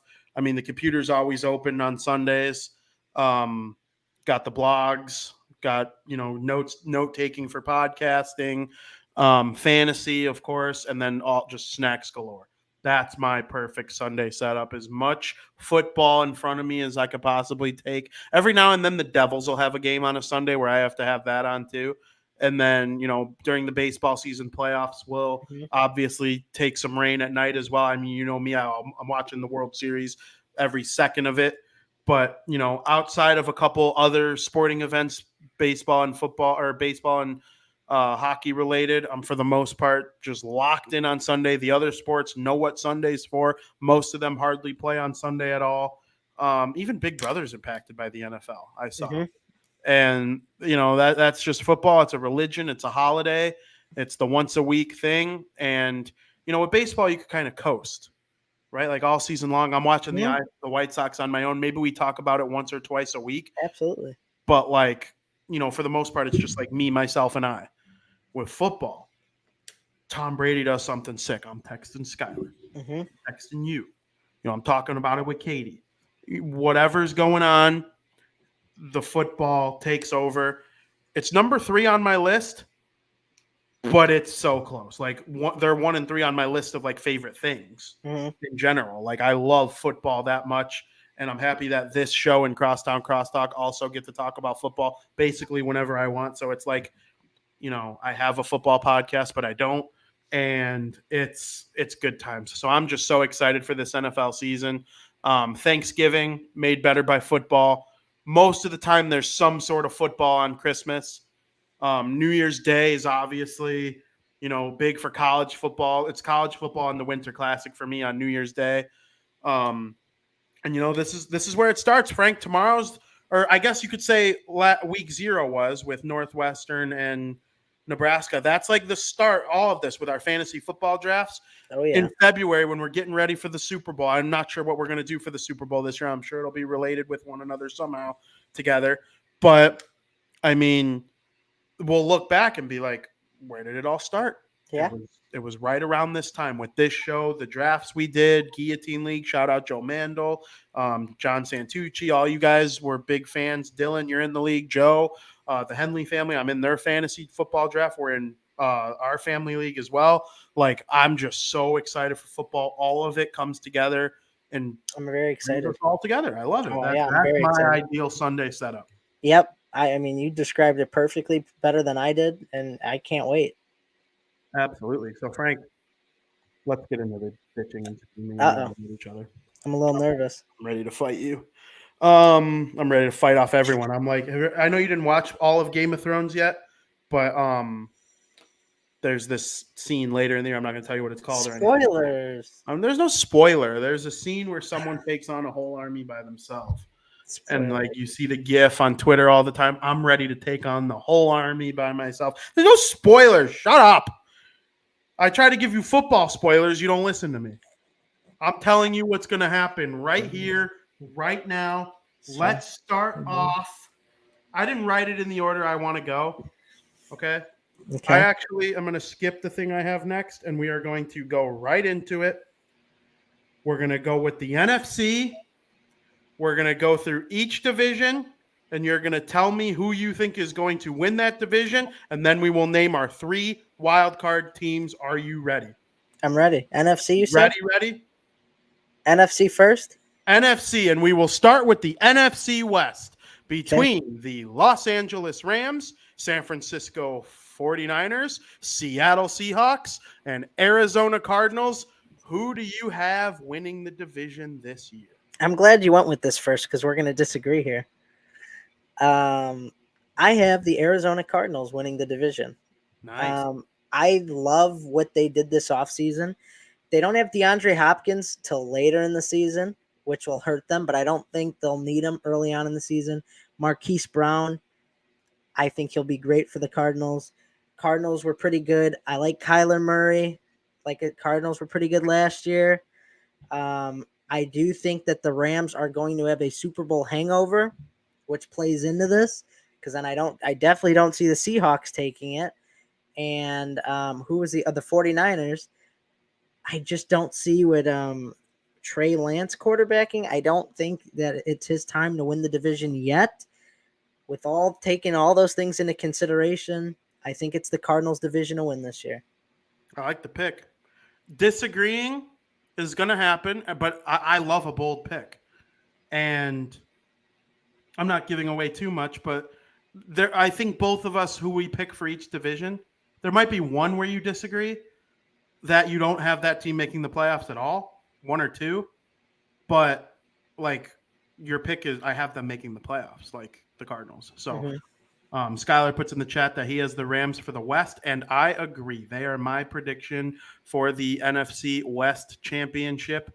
For me, it was close between them and the 49ers. I think they have the second and third best roster in the NFL, and they play in the same division. And it will come down to how Trey Lance does and or if they go to the bullpen with Jimmy Garoppolo and then go back to the bullpen with Trey Lance. I actually think both of them make starts this season. And once one comes in to make a start, that doesn't mean the other's done either. That's just my opinion. I think they will rotate. I'm not sure that that's the best move. It hasn't really ever worked in NFL history, but Kyle Shanahan is one of the best and most innovative coaches in the NFL right now.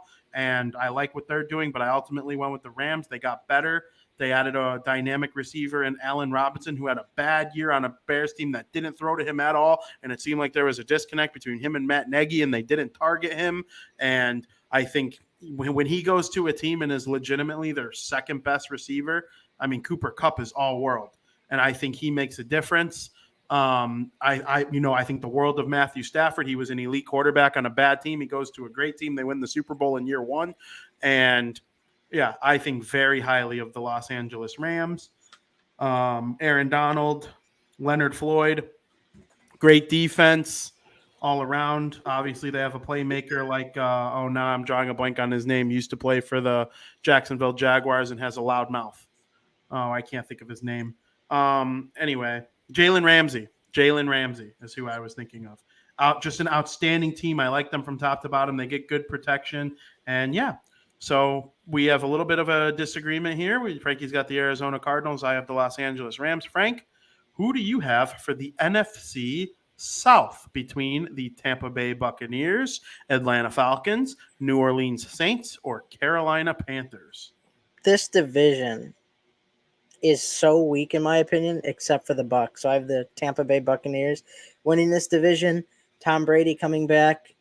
The Panthers, I think, are going to stink. Who are they again? Say them again. Who are the teams? The Panthers and the Falcons. And there's one more. Saints. I mean, Sean Payton retired. They don't have a coach. I think Jameis Winston is the quarterback for the Saints. Atlanta lost Matt Ryan. I mean, this division should be a cakewalk for the Tampa Bay Buccaneers. Yeah, I think it has the potential to be the most surprising division. I really do, because obviously I'm picking Tom Brady and the Tampa Bay Buccaneers. My guy, Tom, my favorite athlete in all of sports, the greatest American pro athlete male of all time is Tom Brady, and he's ready to take the Tampa Bay Buccaneers to the top again of the division. I think the Saints are going to have a pretty good year, though. I don't have, Jameis Winston. He's an okay quarterback, okay?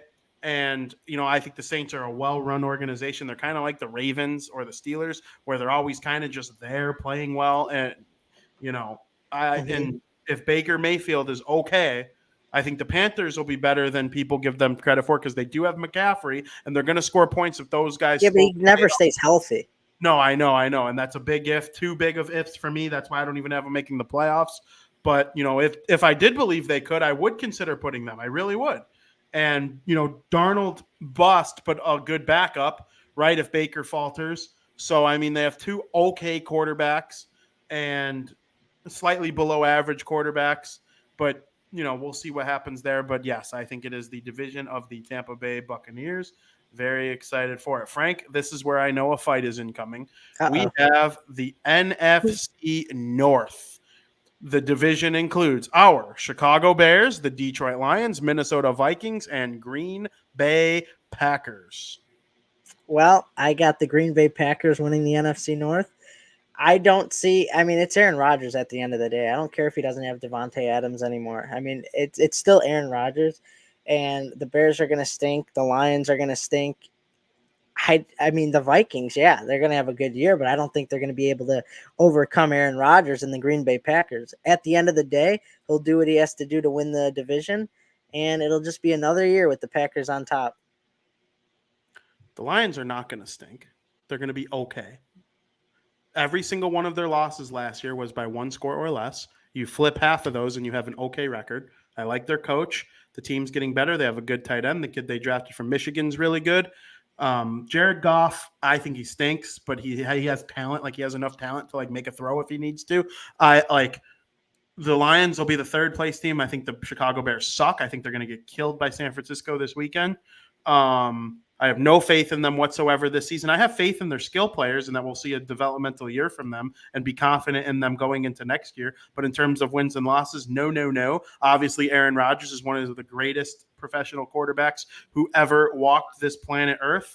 But in an offensive league, the Green Bay Packers' strength is their defense. They had a great offseason. I mean, there's no doubt about it. The Green Bay Packers probably have the best defense that they've had in Aaron Rodgers' career. But they also probably have the worst offense in Aaron Rodgers. 2018 might give them a run for their money. They were brutal in 2018 too. And 2018 is the proof that a team can rise above offensively and take care of the Green Bay Packers in a regular season. The Bears did it.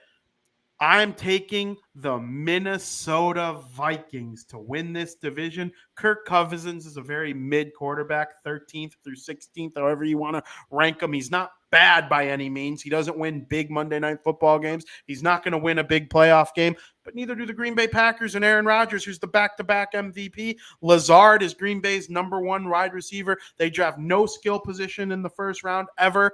Their defense is pretty good. I think it's going to take away from Aaron Rodgers his ability because they have two pretty good running backs and A.J. Dillon and Aaron Jones, and Devontae Adams is gone. He doesn't have a threat like that anymore to throw to. He's dropping in everyone's fantasy league. He was the 13th ranked quarterback in every fantasy league that I played so far this season. I got him in two of them. One of them as a backup. And it's a league I draft backups, and I normally don't draft backups, but in that one I did. I'm just not high on Green Bay's offense and an offensive system. The Vikings have Dalvin Cook and Justin Jefferson and Adam Thielen, and Kirk Cousins is going to be able to get him the ball to the best of his ability, and the Minnesota Vikings will edge out the Green Bay Packers, who I think are the most overrated team. And I'm not saying that. I've picked the Packers every year, basically, of my life to win the division. It has nothing to do with my bias against them. I don't like the Minnesota Vikings. I'm a Chicago Bears fan. I root for the Vikings. I just think that this year their offense is going to be sick nasty, and they are going to outscore the Green Bay Packers. Wow. Yeah. Nothing to say about that. That's going to be a battle till the end there. I think. I think the Vikings will be good. Yeah. Well, yeah. And I mean, you'll see where I have Green Bay fall later, but I certainly don't have them missing the playoffs with one of the GOATs as their quarterback. But yeah, last year I learned a lot about Green Bay in the playoffs. They couldn't score. And I don't think they're going to be able to score as much this year. And I know it was an elite San Francisco 49ers defense in the playoffs. They're not going to play that elite defense every single week. Aaron Rodgers will have his cake and eat it too. But the Minnesota Vikings, if they stay healthy, man, and none of their guys are showing that every single Chicago Bears fan should be freaking pissed off that the Philadelphia Eagles didn't take Justin Jefferson when it was so obvious that they should have, and Minnesota took him one pick later. And now I'm pretty sure he was the third drafted wide receiver in fantasy football. In 90% of leagues, it went Cooper Kupp, Jamar Chase, Jefferson. I mean, this guy's unbelievable. If Kirk Cousins has a pretty good year, this team's winning the division, right? Like, the only way they'll falter is the same reason I thought the Browns last year. If Baker Mayfield plays okay, I think they'll win 10 games, make the playoffs, do this and that. Baker Mayfield sucked. Okay? Their roster was still really good. They were everything I thought they were going to be with a stinky quarterback, the Browns last year. That didn't translate to winning a bet. Numbers are numbers, whatever. 10 wins is 10 wins. I feel the same way about the Minnesota Vikings. As long as Kirk Cousins doesn't suck, and he was very good last year, they will win the NFC North. I think that's the most I'll expand on any. Probably not. But yes, I like the Vikings. Yeah, I don't know. He just worries me. I don't trust him. He should worry you. I don't trust him. And until he proves me wrong, like Stafford did, then I don't trust him. Yeah.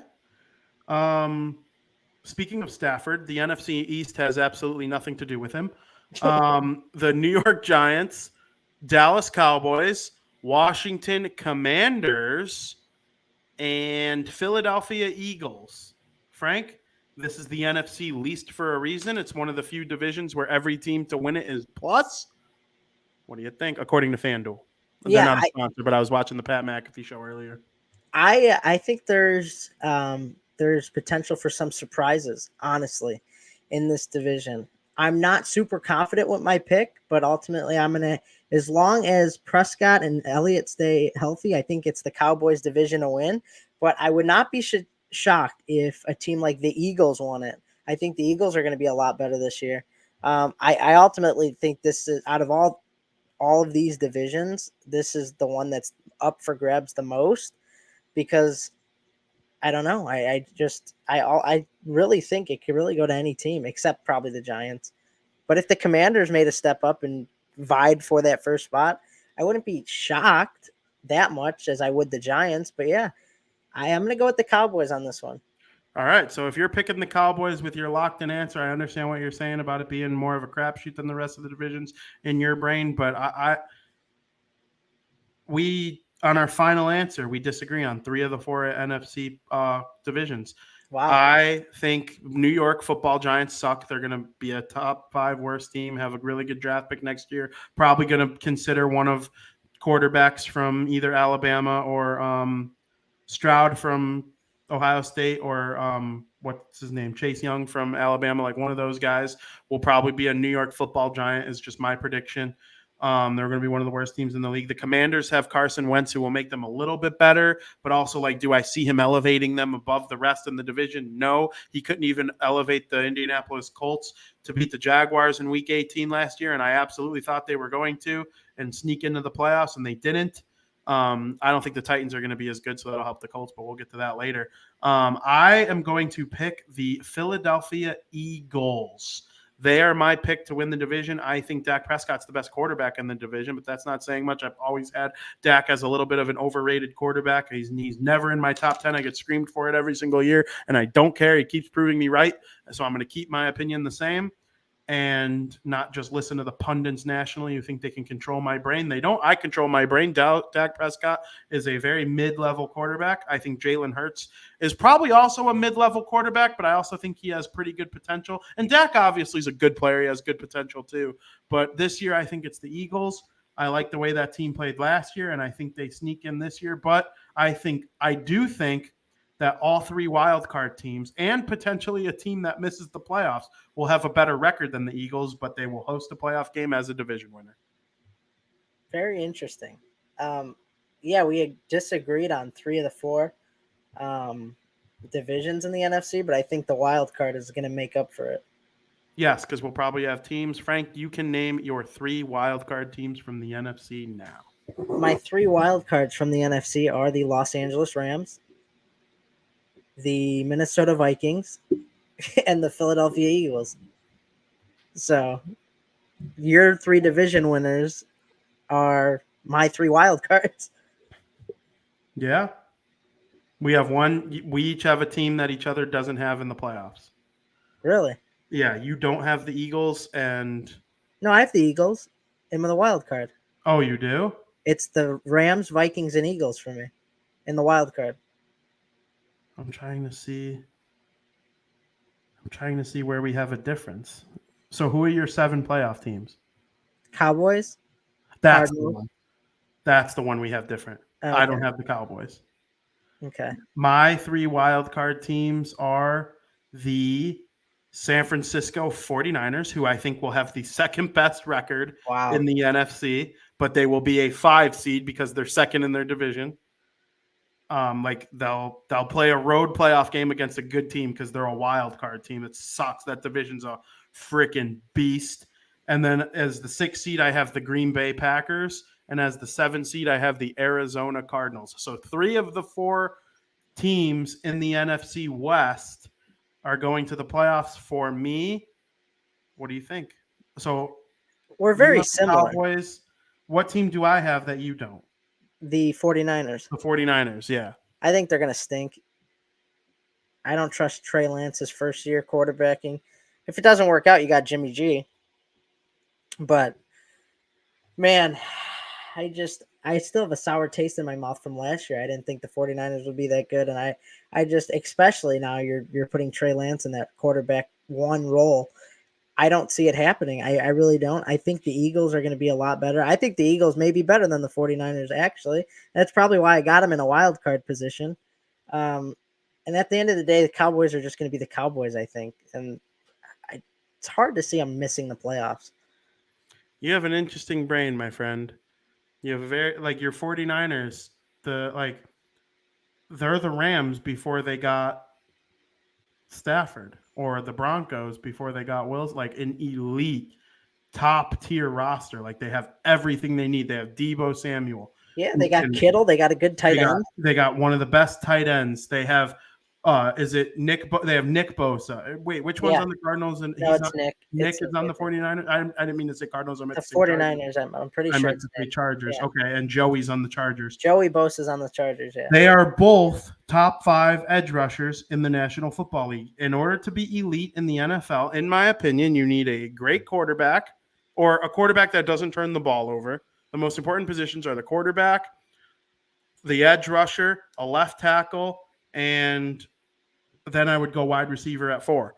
And, man, San Francisco, we think, has 3 of the 4.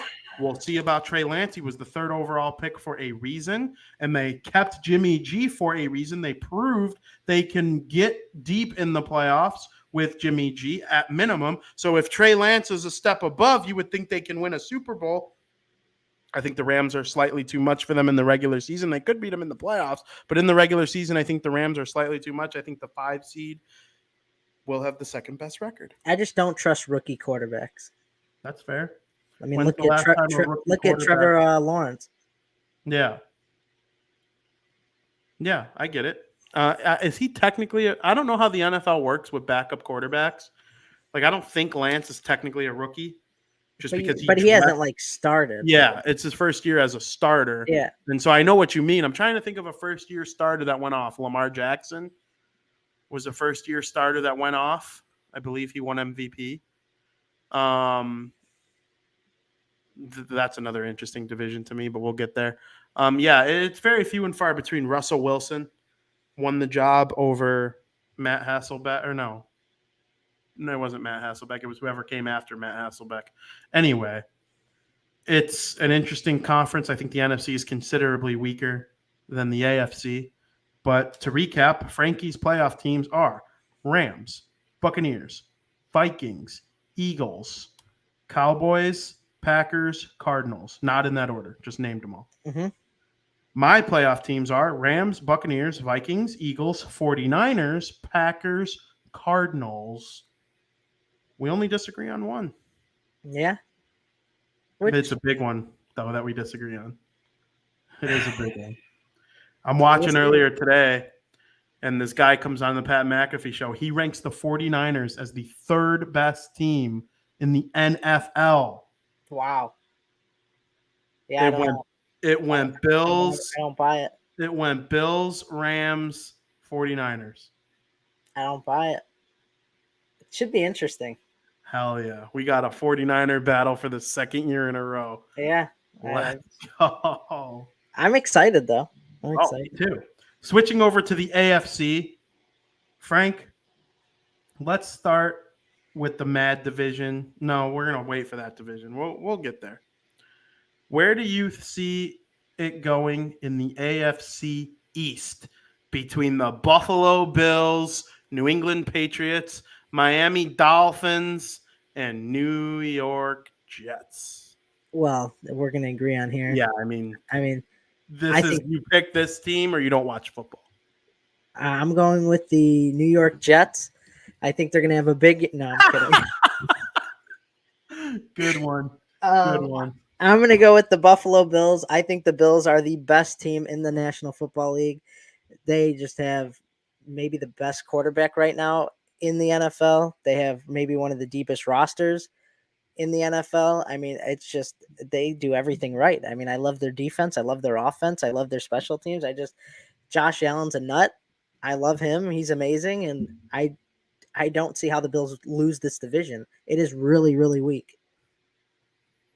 Yeah, I don't think it's really, really weak, the division. I think the Patriots stink, kind of. They'll be okay. They'll be about 500. Jets stink. They stink. Yeah. And then who's the other one? Dolphins. Yeah, the Dolphins are overrated. Oh, we'll get there.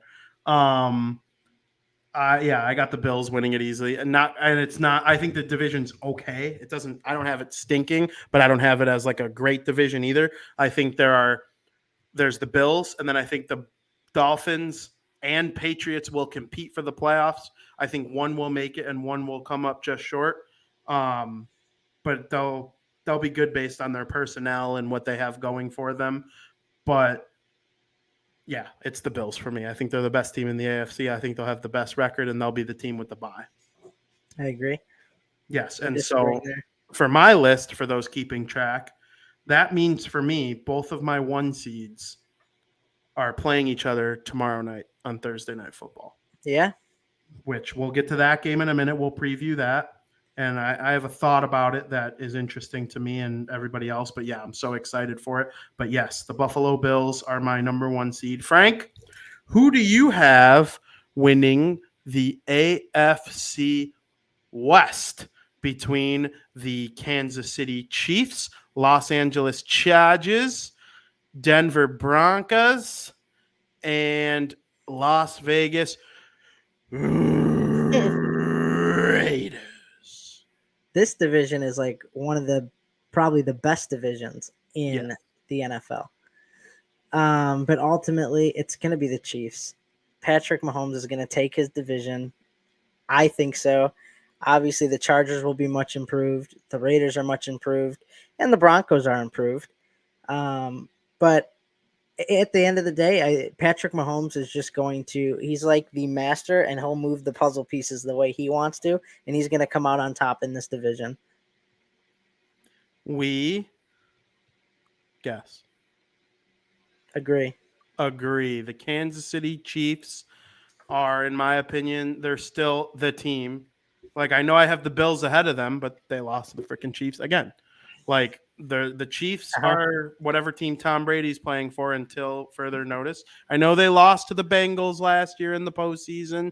That didn't dethrone the Chiefs for me, though. No, right. Like, the Chiefs played a really good game against the Bengals.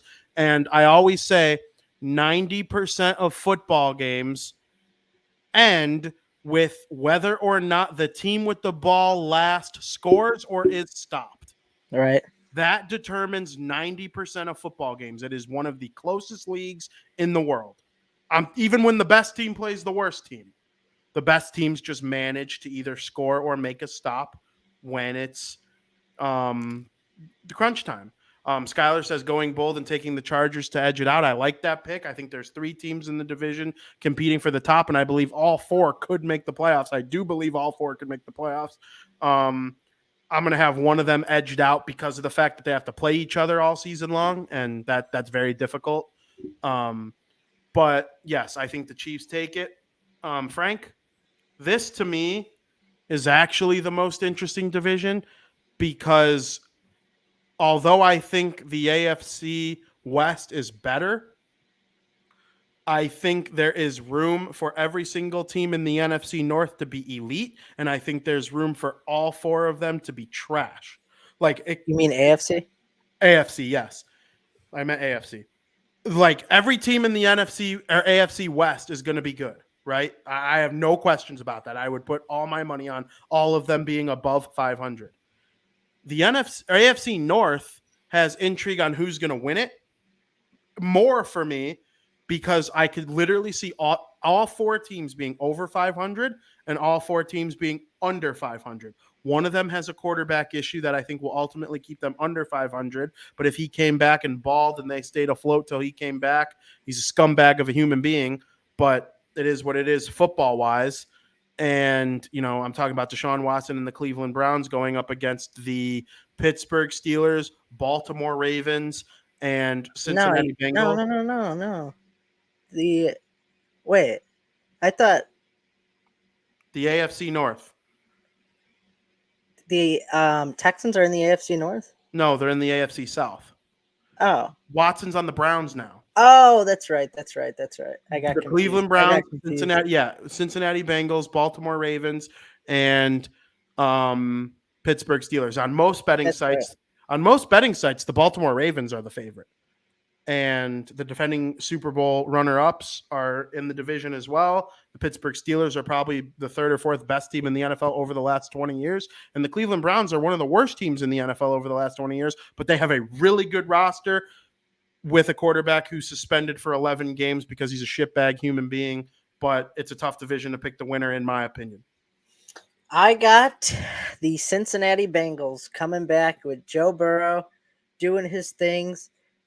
I mean, I hope, obviously, it's the Steelers, but I don't know. Mitch will be the QB1, which that wasn't always the case just until this past week. But, yeah, I mean, the Ravens, I think Lamar Jackson, they'll have a pretty decent year, the Ravens, but it feels like Joe Burrow and the Bengals are ready to take that elite step like they did last year and be consistent and make the Bengals, put them on the map and make them that consistent team like they could contend every year. I'd be I wouldn't be surprised if the Bengals didn't win it, but that's who I'm going to go with is the Cincinnati Bengals. We're 3 for 3 in the AFC. I have the Cincinnati Bengals winning the division. I think the Ravens are going to be very, very good. I think they'll be edged out in the playoffs just because of how deep the AFC West is. But I have the Ravens competing. I think the world of Lamar Jackson personally, and he's got an MVP. And people say stuff about him running the ball a lot. Like, well, if you take the run game away, he's not that good. Well, yeah, but if you take away Patrick Mahomes' passing game, then he's not that good. Like, you have to take away things from quarterbacks that make plays in order to beat them. Mm-hmm. And Lamar Jackson's biggest strength just happens to be running. And if he could be just a little bit more accurate thrower of the football, I think that they could make noise. But I like the roster of the Bengals better. They had one issue last year and somehow managed to get to the Super Bowl. That's one of the most unlikely Super Bowl runs in NFL history, in my opinion, just because their offensive line was so bad. And I say that if you're not like a running mobile quarterback like that and your offensive line is that bad, you stand no chance. The Bengals somehow figured it out and they improved their offseason a lot, their O-line. And I think that ultimately will carry them to the top of that division. I'm a Joe Burrow guy. He's my favorite player in the division. My favorite team in the division is probably the Ravens, but I'm a Joe Burrow guy and will be for a long time. I was an LSU guy while he was there and rooting for him for a long time now. So I think Joe Burrow gets it done. Normally, you're supposed to pick against Super Bowl losers, but that just doesn't feel the case for me this year, because a lot of the time the Super Bowl loser is a team that's like fading out and like they had their one last run. That's not the case for the Bengals. This was like a surprise run to the Super Bowl for them. They were bottom 5 in most people's power rankings going into last season, and they struggled out of the gate. You might remember the Bears shit on them. We watched that game together. It was one of our cousins' baptisms. The Bears shit on them. Joe Burrow threw like 3 interceptions, which was like more than he threw in one game than he did the entire year prior before getting hurt. Like, the Bengals have come a long way, and I'm excited to watch them this season. Oh, yeah. I mean, I really like Joe Burrow. Like you said, I loved him on LSU. I was fortunate that I got to watch him on LSU because I'm a college football fan. And, yeah, I think it's unfortunately, because I like the Steelers, the Bengals year to win it again. Yes. But nothing against the Bengals. I mean, I like them too, obviously. Yes. So then you have the AFC South with the Indianapolis Colts, which pisses me off that they're in this division. They should really start thinking about realigning some of these, because like, how's a team in Indianapolis in the South when a team like, and I guess and the AFC North is filled with Eastern teams like Pittsburgh and Baltimore, and it just makes no sense. The NFL has some realignment issues. But yes, the Indianapolis Colts, the Jacksonville Jaguars, the Houston Texans, and the Tennessee Titans. Frank, the floor is yours.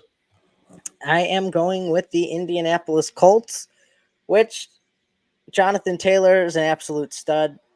Matt Ryan should improve them a little bit. He kind of stunk. Wasn't the best on the Falcons, but I think this is a different year for him. I think he's got to at least have a little more credit, because I do think Matt Ryan is a very skillful quarterback, and I think he'll do fine in Indianapolis. But I just don't think the Titans are going to be that good this year. I really don't. I think they're due for a regression. We talked about it a couple weeks ago. Definitely don't think the Jaguars are going to win the division. I think they're going to stink. And I always forget the fourth team. The Texans. The Texans are going to stink as well. Who's their quarterback? It's probably going to be regardless, if we can't even think of his quarterback, then he was a rookie last year, I'm pretty sure. Not Jacoby Brissett. No, not Jacoby Brissett. Davis Mills. Oh yeah, no, they might finish last. I might have the Jaguars ahead of them. I would, yes. But yeah, I think it's going to be the Colts division this year. I think the Titans will be dethroned, and the Colts will make the playoffs when they should have last year, but they didn't. We agree. I think the Titans, if the Titans prove everyone wrong again and be the 1 seed for a third straight season, then next year I'll pick them to make the playoffs just out of like, I'm not looking like a fool again. I will. Fool me once, shame on you. Fool me twice, shame on me. Fool me 3 times, I'm picking you to make the playoffs next year. Okay, I promise you, Titans, you make playoffs, I will pick you. They have an elite running back, an okay quarterback, and I'm going with the Indianapolis Colts. I think they improved their team a lot. I like what they do with Jonathan Taylor. I just hope they don't run him into the ground, but they have pretty good players elsewhere. I really like their defense. If their defense is really good this year, I think Matt Eberflus, the head coach of the Chicago Bears, has his fingerprints all over that as their now former defensive coordinator. That can kind of give me hope for the Bears' future on like, hey, they probably took some of his stuff and brought it forward. I'm going with the Indianapolis Colts. I do, like in the AFC or like in the NFC, think there will be some wild card teams with better records, but I like the Colts. I wouldn't even shock, like they're a good organization. It wouldn't shock me if they shock some people and won a playoff game. Matt Ryan's got experience. Like, I'm not sure who they would beat. They would beat a team that's better than them. I think they're the worst team that makes the playoffs, but that doesn't mean much all the time when experience and, pedigree comes into play. I like the Colts going into this year. Mm-hmm. Who are your wild card teams? This is where I think we're going to disagree a little bit. Oh, yeah. I have the Baltimore Ravens, the Los Angeles Chargers, and the Las Vegas Raiders. The Raiders. Maybe the Steelers squeak in, but in terms of my prediction, I'll have to go with the Ravens. Oh, I love sneaking that in. I'm going to be doing that with the Devils. Maybe the Devils will sneak in. That maybe Jack Hughes. I have the Denver Broncos, Los Angeles Chargers, and Miami Dolphins. Just edging out the Vegas Raiders. Interesting. And it's funny. The other day, I was writing this list. It was actually more like a week or two ago. I was writing this list. I've had this in my phone since August 31st, 2022 is when I wrote this note in my phone. And I went off of it just now untouched. I believe that I had Dolphins / Raiders. And I was going to pick between the two. And I was like, okay, let's start weighing them because I think the other will be the 8 seed and just miss. Like, I can't think of another team. Like, the Ravens will probably be 9, right? For me, like, that's just how I see it. And all 3 of those teams are going to battle for that one spot. Well, Lamar Jackson has to prove to me again that he can have like an MVP type of season. If he goes out there and does it this year, I'll pick the Ravens next year. There's no doubt about that. So they're out. Now it's down to Dolphins and Raiders. Okay. Dolphins added Tyreek Hill. They're doing everything they can now. After kind of making it seem like they were done with Tua Tagovailoa, now they're like all in on him. This guy's amazing. We're a great teammate. We love Tua Tagovailoa. All of a sudden, now that their coach is gone. Okay, fine. The Raiders add Devontae Adams, who's better than Tyreek Hill, but barely. But they play 6 games against the Chiefs, the Broncos, and the Cardinals. Or not the Cardinals. The 40. No. The Chiefs, Cardinals, and Raiders. Chargers. Or Chargers. You said the Raiders. Yeah. If they went 1-5 in those games, I would not be surprised. I just wouldn't. You go 1-1 against Denver, get killed by the Chiefs and the Chargers twice. I'm not kidding when I say and that puts you at 9-7. It's so hard to win 2 games though against your division opponent. But the elite teams in the divisions do it sometimes. I know it is hard. Well, it happens. I'm not saying it doesn't happen. But I think the Dolphins are going to 2-0 the Jets and probably 1-1 the Patriots. And then they might 0-2 against the Bills, but they also might 1-1 against them. Tyreek Hill makes a big play. Like I said, most of the time, whoever has the ball last determines the game. They either score and win, or it could be stopped and lose. 90% of football games. The tiebreaker went to the Dolphins for that reason. I reserve the right to be made fun of slightly less. You could still make fun of me, but I want to be made fun of just a little bit less if it's the Raiders that make it instead of the Dolphins. If the Dolphins and Raiders make it and the Chargers don't, then make fun of me 100%. But I'm acknowledging that it could be the Raiders instead of the Dolphins going into the year. We'll see what happens. I got a hot take. You're not going to like this. I think in my brain, I don't know how to word this. I have a better feeling of the Dolphins having a terrible season than I did the Browns of last year. Do you get what I'm trying to say? Yeah. Oh, yeah. I think, if I had the options of Browns of last year and the Dolphins this year, I think it's Dolphins by a mile compared to the Browns last year. Wow. Why? I don't trust Tua. I don't think Tyreek Hill's going to make that big of a difference. And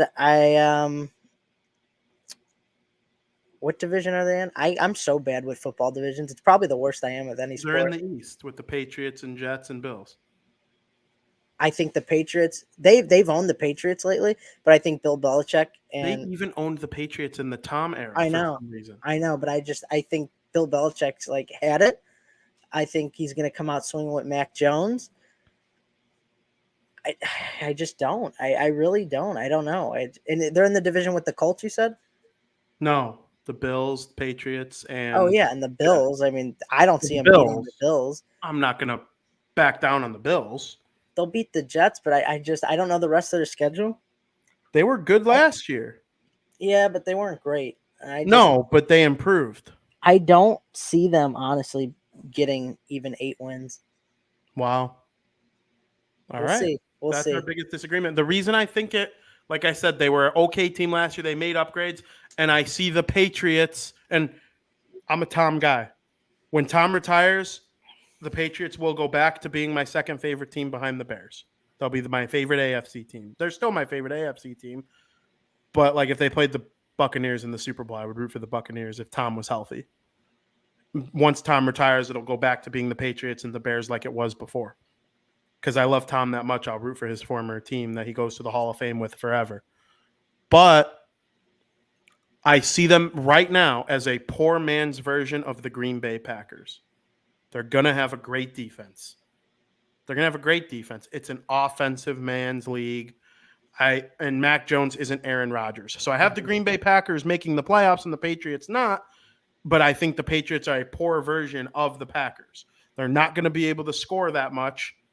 And they don't have Aaron Rodgers to help them kind of score. They have Mac Jones, who they don't have that many weapons. It's going to be a minute before the Patriots are really, really good again for me. I think last year they overachieved, and they won a bunch of games in a row by 3 against bad teams. And they had that – did they beat Buffalo on Monday Night Football in the snow, I want to say? I don't know. And it was a crazy game. It really didn't – maybe the Patriots lost. Buffalo, I don't know how many losses did Buffalo have? Not a lot. I think they were the 2. Because I know for sure they lost to the Steelers week 1. Yeah. And they lost to the Jaguars by a score of 9-6. Yeah, I remember that. That's 2 losses. I don't know how many losses they had. Yeah, they had to have 3 or 4. And I don't remember. There was a Monday Night Football game, though. And a Monday Night Football game in the snow doesn't determine the better team, in my opinion. Right. That's why the Super Bowl's played either indoors or in a warm climate. So you play a real football game that is only impacted by the play of each team. But I don't know. I got the Dolphins higher than them. The Dolphins are, for those wondering, and this is not what I base anything on. I trust my own brain more than anybody else's on planet Earth, but they are second in the division in the betting odds on most books. Wow. The Dolphins. Interesting. So, yeah, that's just the way it was. I'm excited for this season, man. I think we got some good predictions. So to recap, Frank, name your 7 playoff teams from the AFC. Bills, Chiefs, Bengals, Colts, Raiders, Chargers, Ravens. And I have Bills, Chiefs, Bengals, Colts, Broncos, Chargers, Dolphins. So we have 2 different in this one and 1 different in the AFC. We should write them down. I mean, it'd be cool to see later. Well, I have them in my notes. Oh, and you wrote mine down? No, you could send me yours and I'll put them in my notes. But I'm also tweeting mine the second this. No, I'm probably going to do it at night. I'm going to write Merry Football Eve. Here are my predictions from each conference. So if you're watching the show or listening to it on Apple, Spotify, whatever it may be, you got them first from me, but they will be on twitter.com later today. I will send you the tweets when I do it. So then maybe you could quote tweet them with yours or something, help promote the show. Cool. So Frank, those are our predictions for the teams. Mm-hmm. Let's dive into something a little bit deeper than that even. Who do you believe is going to be the 2022 National League Football MVP? My initial scrambled, not to brag. I have Josh Allen. Wow! The betting odds favorite. I think, yeah, but I don't know, man. It's his not a year. bad thing. I think this is also the first year that he's ranked higher than Patrick Mahomes in fantasy too. Yep. Because I think 2022, this year, starts the prime years of Josh Allen. I don't think last year was a prime year for Josh Allen. I think this is the year that the Bills really overcome. And if they have to play the Chiefs again like they did last year and it was that shootout type of game, Josh Allen will prevail. I think there's a chance that Josh Allen throws for over 40 touchdowns or at least 40 touchdowns. And I think he's going to be the NFL MVP this year. Dun, dun, dun, dun, dun, dun. Here's the story of a man named Brady who was gearing up to form a Super Bowl. He already has 7 on him, and now he wants number 8. I believe that Thomas Edward Patrick Brady will win the MVP in 2022 and ride off into the sunset. He's pissed off that Adam Schefter broke the news that he retired. He was so mad that he unretired, said F you to everyone, helped the Buccaneers add a couple more weapons to their team. They got Julio Jones. Akeem Hicks is down there running their defense, which is going to make some Chicago Bears fans pretty happy to watch. It's going to make me happy to watch because it'll help Tom win. I don't care who it is. And, you know, I just believe that he is going to go out on top in every way. He will win the MVP. I'm not sure they're going to win the Super Bowl, but I do believe that he will be the MVP. He is tied with Patrick Mahomes for the second best odds behind Josh Allen. That's my guy. Interesting picks. There's a little bit of bias. I believe everything I'm saying. I didn't say Justin Fields, right? Like all of the ones on the odds list I looked at, though, were all quarterbacks. Who could win MVP if it's not a quarterback? I don't even see it happening. I wouldn't even know. It happens every now and then. Very rare. I remember when Adrian Peterson won it. I believe every year there's a defensive player. But that was like historic. He had that historic year. I don't see that happening this year. I would have voted for Taylor last year. I'm being dead serious. He almost had 2,000 running yards. It's hard to vote for somebody. They give guys $300 million if they have 1,000 rushing yards. Do you think it would? You think things would have been different though if they were on like a winning team, a playoff team? Yes. Because like, how do you give the MVP to a man who didn't even make the playoff? I mean, I don't subscribe to that argument. I don't mean to poo-poo on you at all, or like try to. I'm in favor of that though. I don't know. Like, it depends on the position and the sport. People shitting on Ohtani in baseball. Newsflash about baseball: you can only hit when it's your turn in the order, and you can only catch the balls that are hit to you.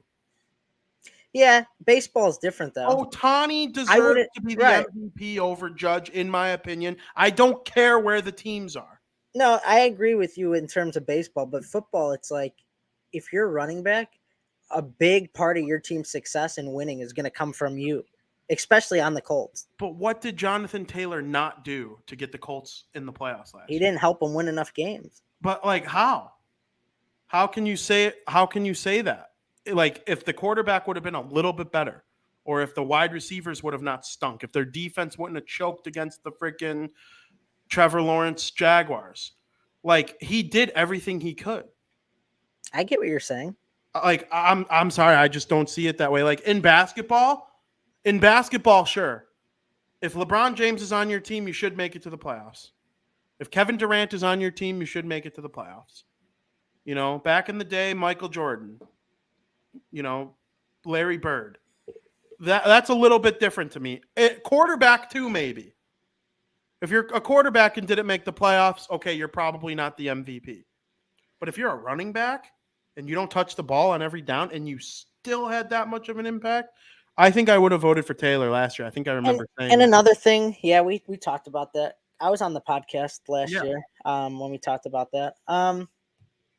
Also in football, your success and your win losses come from the quarterback. Yes, for the most part. Which is, and when you say MVP, who's the most valuable player? It's going to be, well, your most valuable player is going to be the team that help the team win the most, because that's what makes them most valuable, right? Like, would the Bills win the division if Josh Allen was out for the whole season? No, maybe not. I don't know. No, it's possible, but it's possible, but it would need to be as much as we feel is a lock as it is now. Yeah, absolutely. And that's why I think they put so much stock into quarterbacks, and something really historic or massive would have to happen. Now, if Jonathan Taylor did what he did last year and the Colts were 13-4, 14-3, now you have argument that Jonathan Taylor could be the MVP. It's a shame that they take that into consideration, like you said, being on a team that didn't make the playoffs or wasn't that successful. But I think that's just the truth, and it's the hard truth that we have to deal with because of how valuable quarterbacks are to the game of football. It's very fair. Okay, if a non-quarterback did somehow do it this year, is it Jonathan Taylor? Is there somebody else on your radar? Probably Jonathan Taylor, because I think he's probably the best running back in the NFL. Yeah. So I could see Derrick Henry in the conversation if the Titans. It would have to be. It's the same scenario with the Titans, because I think they're going to be worse than the Colts potentially. Yes. It wouldn't surprise me if like one of the Bosa brothers had 20 sacks and won MVP. Has that ever happened, a defensive player? I'm pretty sure it probably has. Yeah. That would be tough too. Yeah. We can actually. I'm interested to see if. Yeah, let's see. Two defensive players have won the NFL MVP award. Alan Page in 1971 as a defensive tackle. Oh, LT. Lawrence Taylor as a linebacker in 1986. I was going to say those two. You didn't give me a chance. Sorry. I'm honestly annoyed I didn't just say LT right off the bat. A lot of people believe that Tom Brady 86 Bears. A lot of people believe that Tom Brady passed LT as the greatest football player of all time.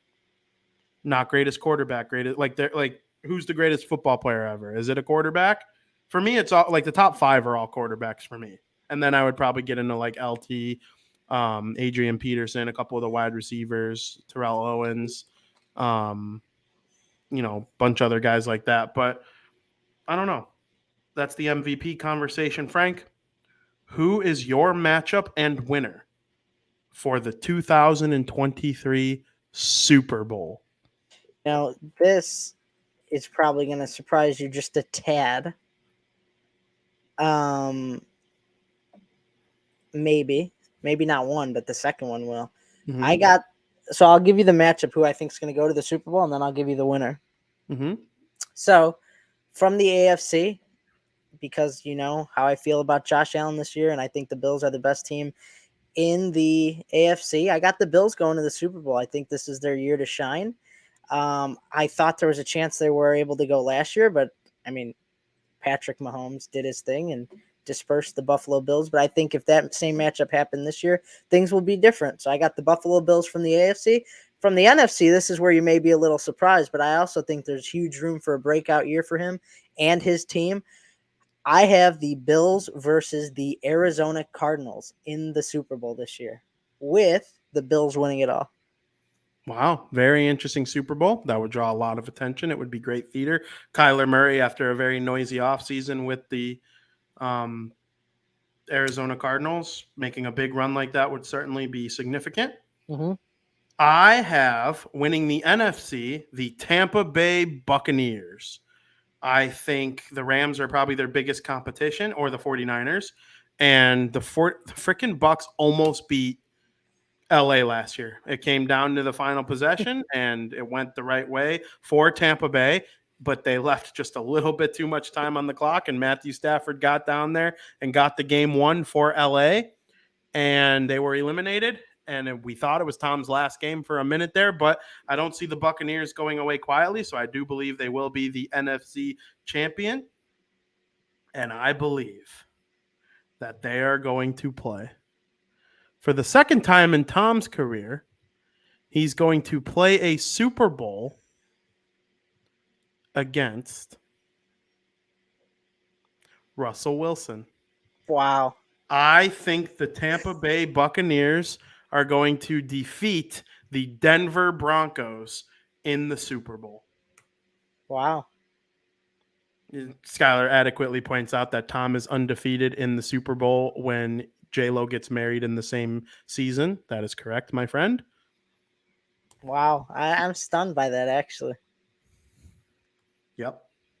The Denver Broncos are going to be so good.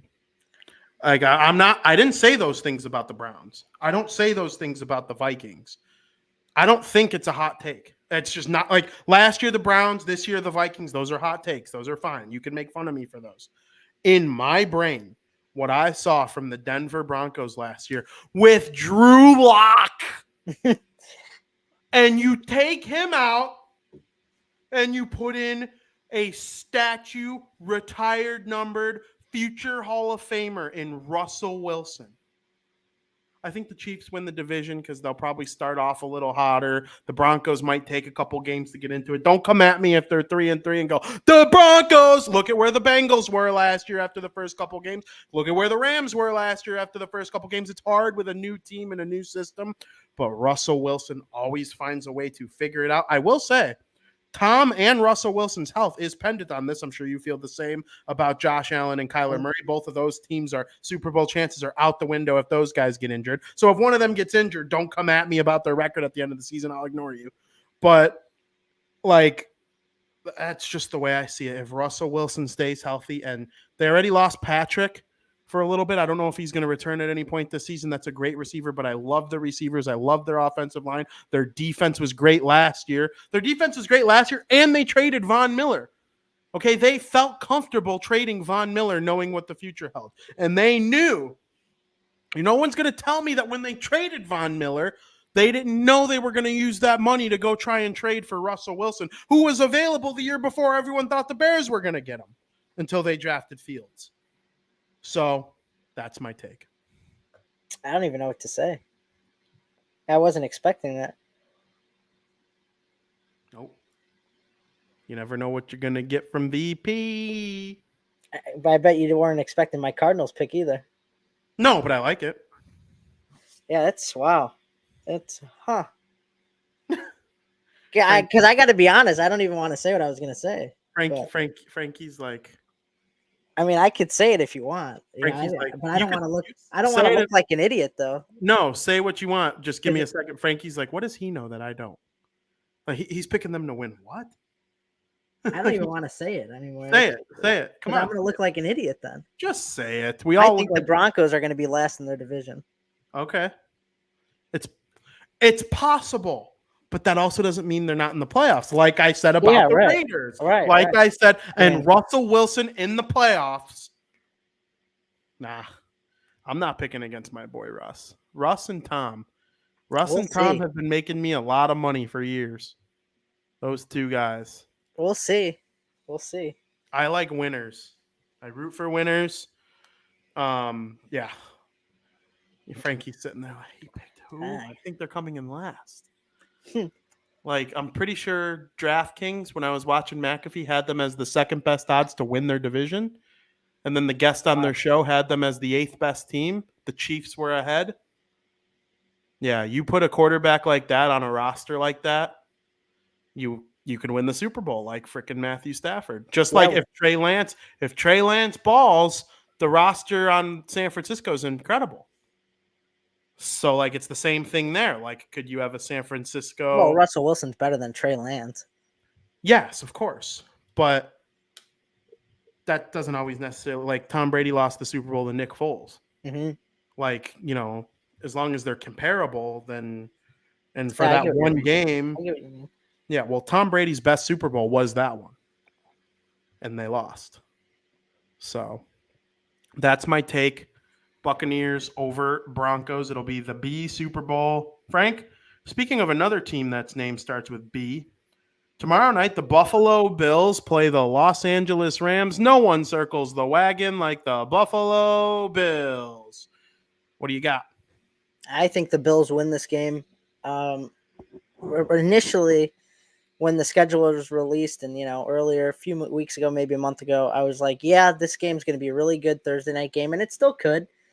And it could go either way, but ultimately, I think the Bills take it. I think there's going to be a Super Bowl hangover for the Rams. Sean McVay didn't play any of their starters in preseason, which I don't care who you are. At least play one drive of something. Get your feet wet. You win a Super Bowl and you just think, oh, I don't need to play in preseason. I don't know. I think it's a bad move, and I think the Bills are going to win this game. Maybe by at least a touchdown. I don't think it might be close to start, but I think the Bulls pull away at the end. I agree. I think the Rams and the Bills have the two best rosters in the NFL. I can't remember the last time the two best teams in the NFL opened the season against each other. I mean, that just seems like one in a million. And not to mention, I don't mean to cut you off, but not to mention that the Rams haven't played football since February. Like, literally, none of their starters have played in preseason. Yeah. I think McVay's a top 3 coach. I've got him right there with Kyle Shanahan, Bill Belichick. Like, I think the world of McVay. That team was a disaster before he got there. A disaster. And when they were in St. Louis, they were kind of like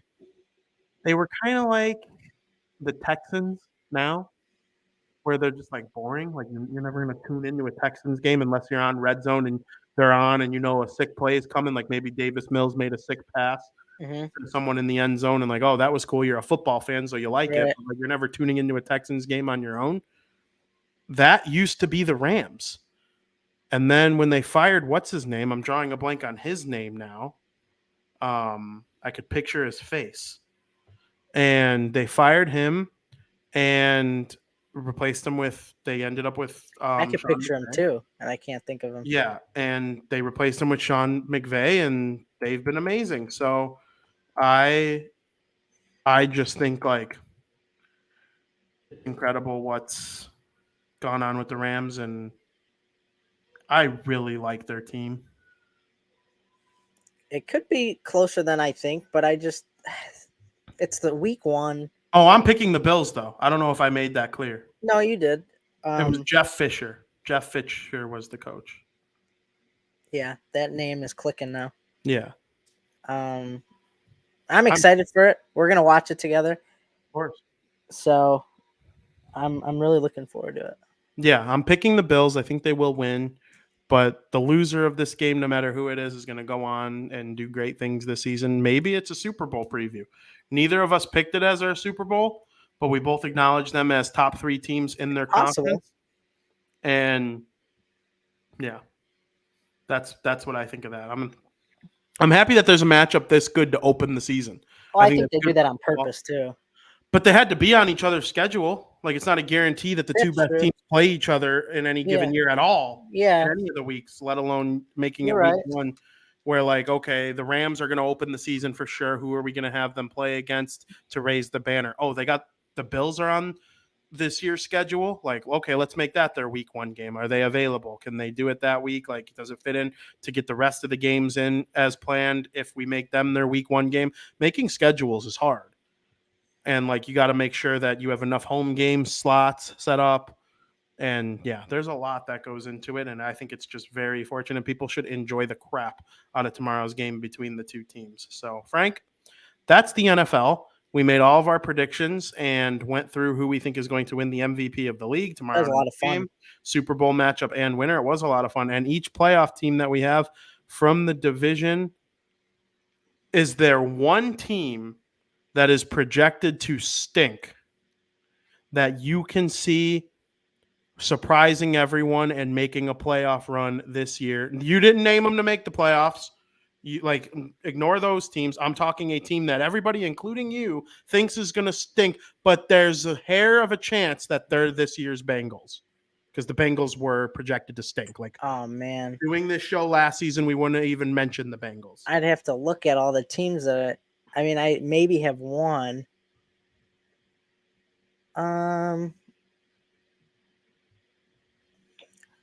Just because I don't want to look at all the teams. Mm-hmm. But I have one in my head, I'll just go with them because, yeah, I mean, I guess maybe. I just don't trust them, though. Like you said, I could think they stink. I think they're going to stink. But if they won the division or something out of a miracle, and, you know, once you make the playoffs, anything could happen. So I would go with the Commanders. Oh, yeah, that's a good guess. I would go with the Commanders just because if for some reason they manage to win that division and get into the playoffs, you never know what's going to happen.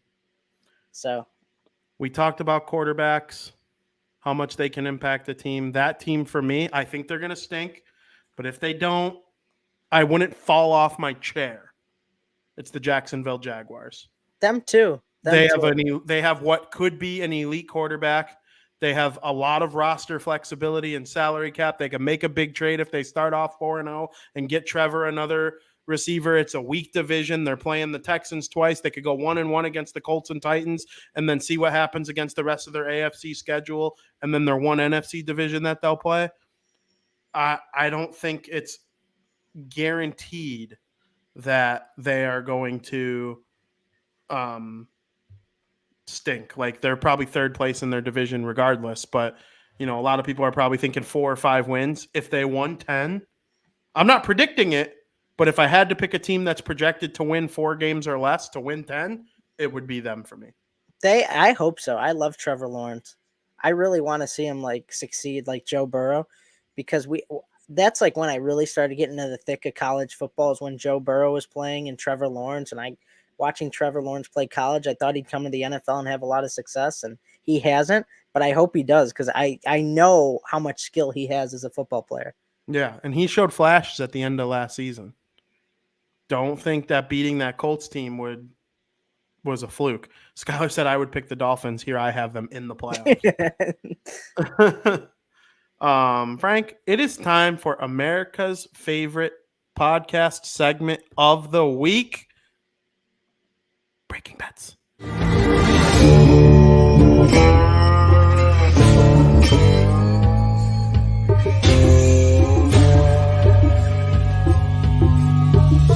Where's my money, bitch? Where's my money, bitch? Frank, help me win some money. I think last Wednesday we went 2 for 3 on the picks I gave you guys. It's pretty good. Pretty good if you're just playing them all straight up in single bets. And so I got another 3 for you, including one that's a parlay. I don't normally do that, but here we go. Start off with some MLB, right? We're getting juicy. VP, it's almost October. First game up. Big game, not only for the Guardians, but as a fan of the White Sox for VP, the Guardians play the Royals. I know Vinny's a big Royals fan this series. Cody Morris is going for the Guardians against Zach Greinke. Guardians have won the first 2. This is the final game of a 3-game series. And you know how I feel about teams trying to sweep other teams. You got the better pitcher on the mound for the Royals.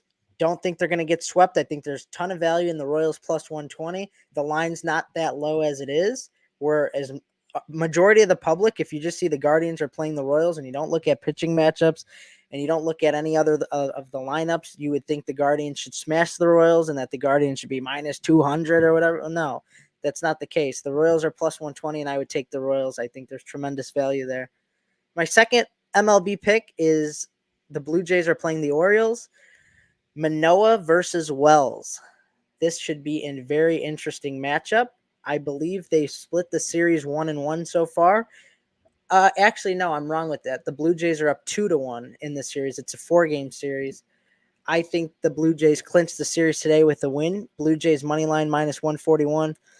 Coming off of a loss yesterday, even in their loss, they've been scoring a ton of runs. They've lost 9-6. They scored 6 runs and lost the game. I mean, their bats have been hitting. I just think they got unlucky yesterday, and teams have that, but I don't think they're going to lose 2 in a row. I think Manoah holds down the fort in terms of their defense, and I think the Blue Jays bats come alive for, once again, the millionth game in a row, and I think they win. Blue Jays money line at minus 141.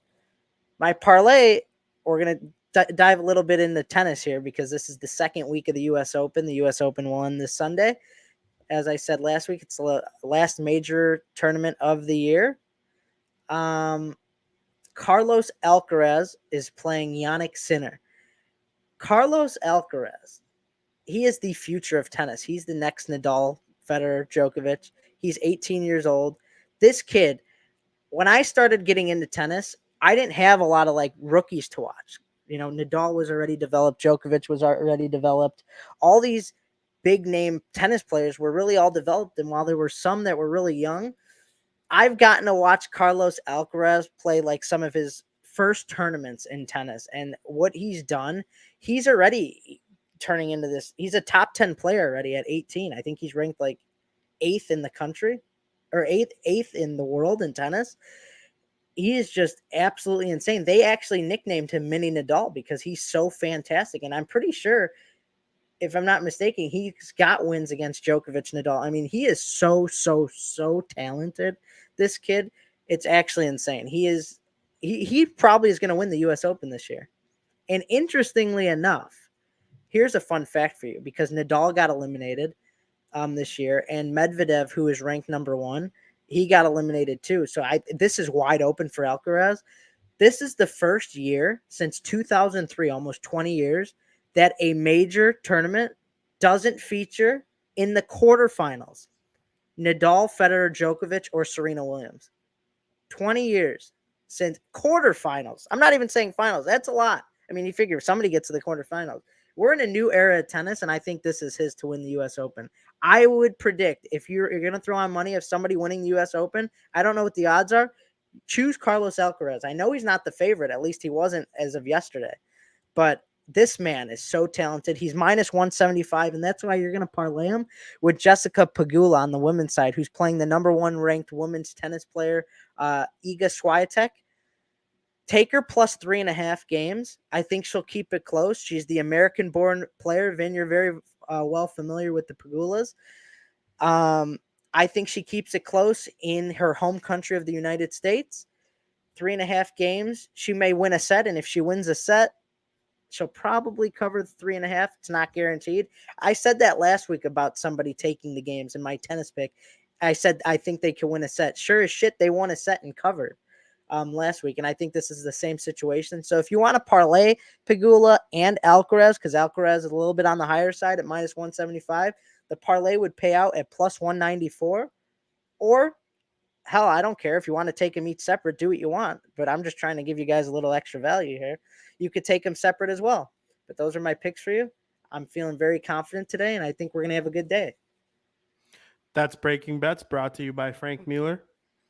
My only suggestion is to either listen to Frankie or fade him, because Breaking Bets helps people win money one way or another. Frank, what a good show. It's a good show.